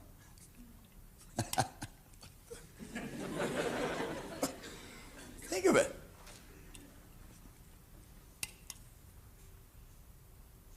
Gee. Now try and experience this in your mind. They have never, ever seen anything like this before.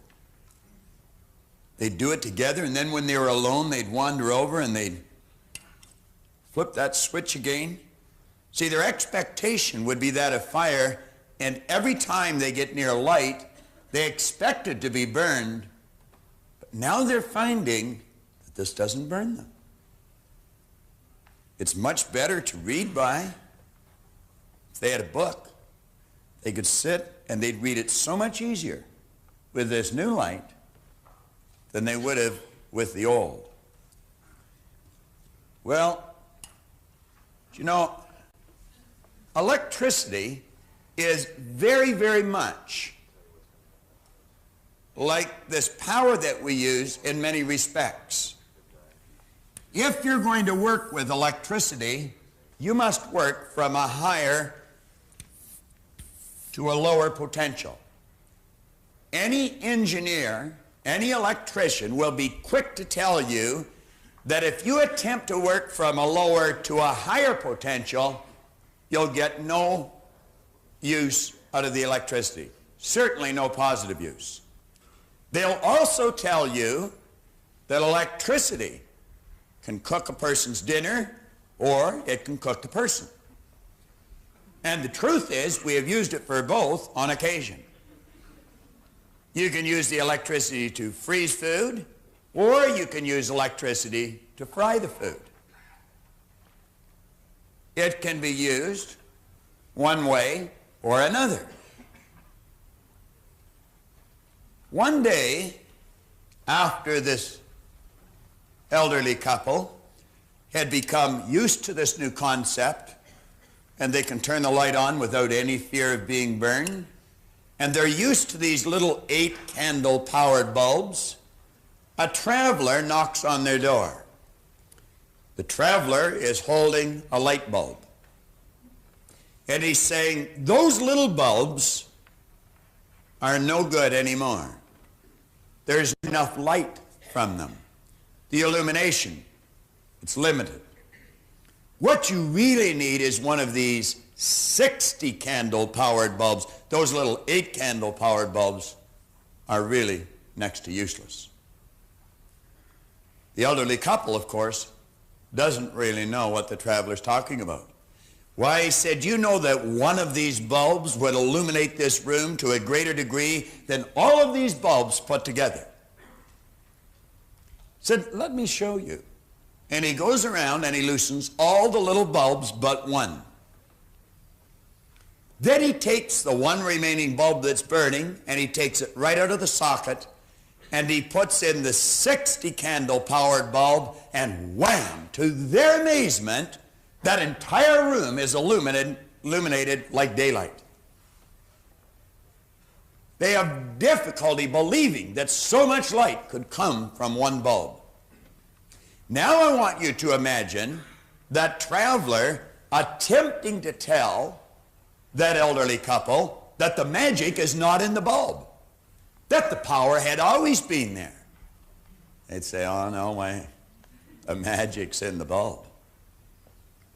You go back to the electrician or the engineer, and they'll tell you that the only limits placed on this power that we call electricity that is illuminating this stage, the only limits placed on it are the limits that's placed on the form through which it flows, namely the transformer or the bulb. Likewise, the only limit that's placed on this power are the limits that's placed on the form through which it flows. And if you want to illuminate your life to a greater degree, all that is necessary is for you to build a bigger idea, understand the laws of this power, impregnate this part of your personality with that bigger idea, and you will see your results change just as fast as the light in that room changed. Now, I'm going to give you an excellent example. At the break, I had a gentleman come over and talk to me. He's sitting right over here on my left. And he showed me something. I read you a letter yesterday, or in an earlier lesson, where Joanne White from Kansas City told me about her son going to the seminar in 1976 and the change that took place. That letter was dated February 1986. There's this gentleman sitting on the side here. Do you want to stand up for a minute, please? He came to the seminar in February 1986. What were you earning prior to that, Al? Approximately $18,000. $18,000. I'm going to relate that to the little 8-candle powered bulb. Al, approximately what are you earning today per year? Approximately $500. $500,000. He didn't even mess around with the 60-candle power bulb. He shot right up to 100. Now, I referred to my son's manager yesterday. This man has the same manager. And I was mentioning that your environment is vitally important. See, not only is Brian fortunate enough to have the same manager, he's fortunate enough to have an associate like Al. There are 20,000 agents selling real estate in Al's company. Is that correct, Al? That's within RE/MAX International. There's 20,000. Correct.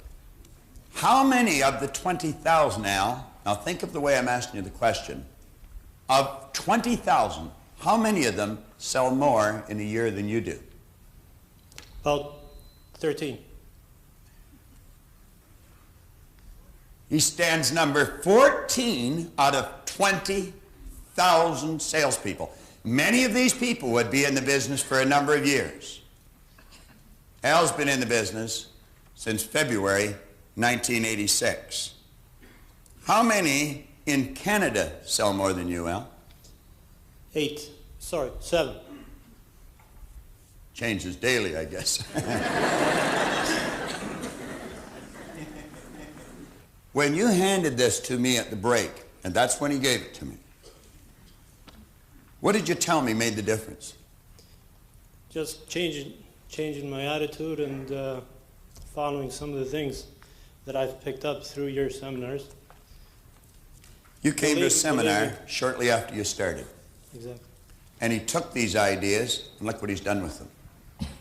Give him another hand. Thank you, Al.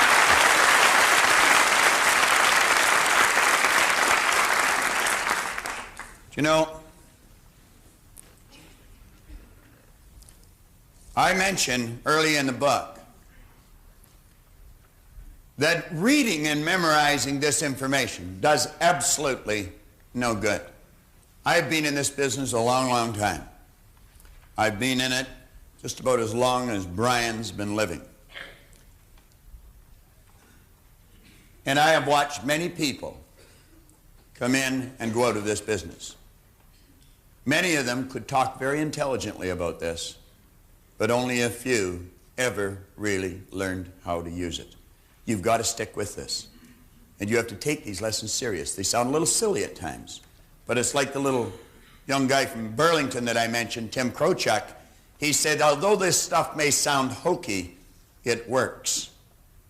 You see, Al went from an $18,000 idea to a $500,000 idea.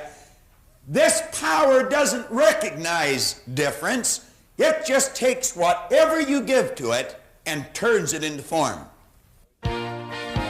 I was just reading from Belief in the Torchbearer series. You just saw your Mark. He obviously believed what John suggested to him.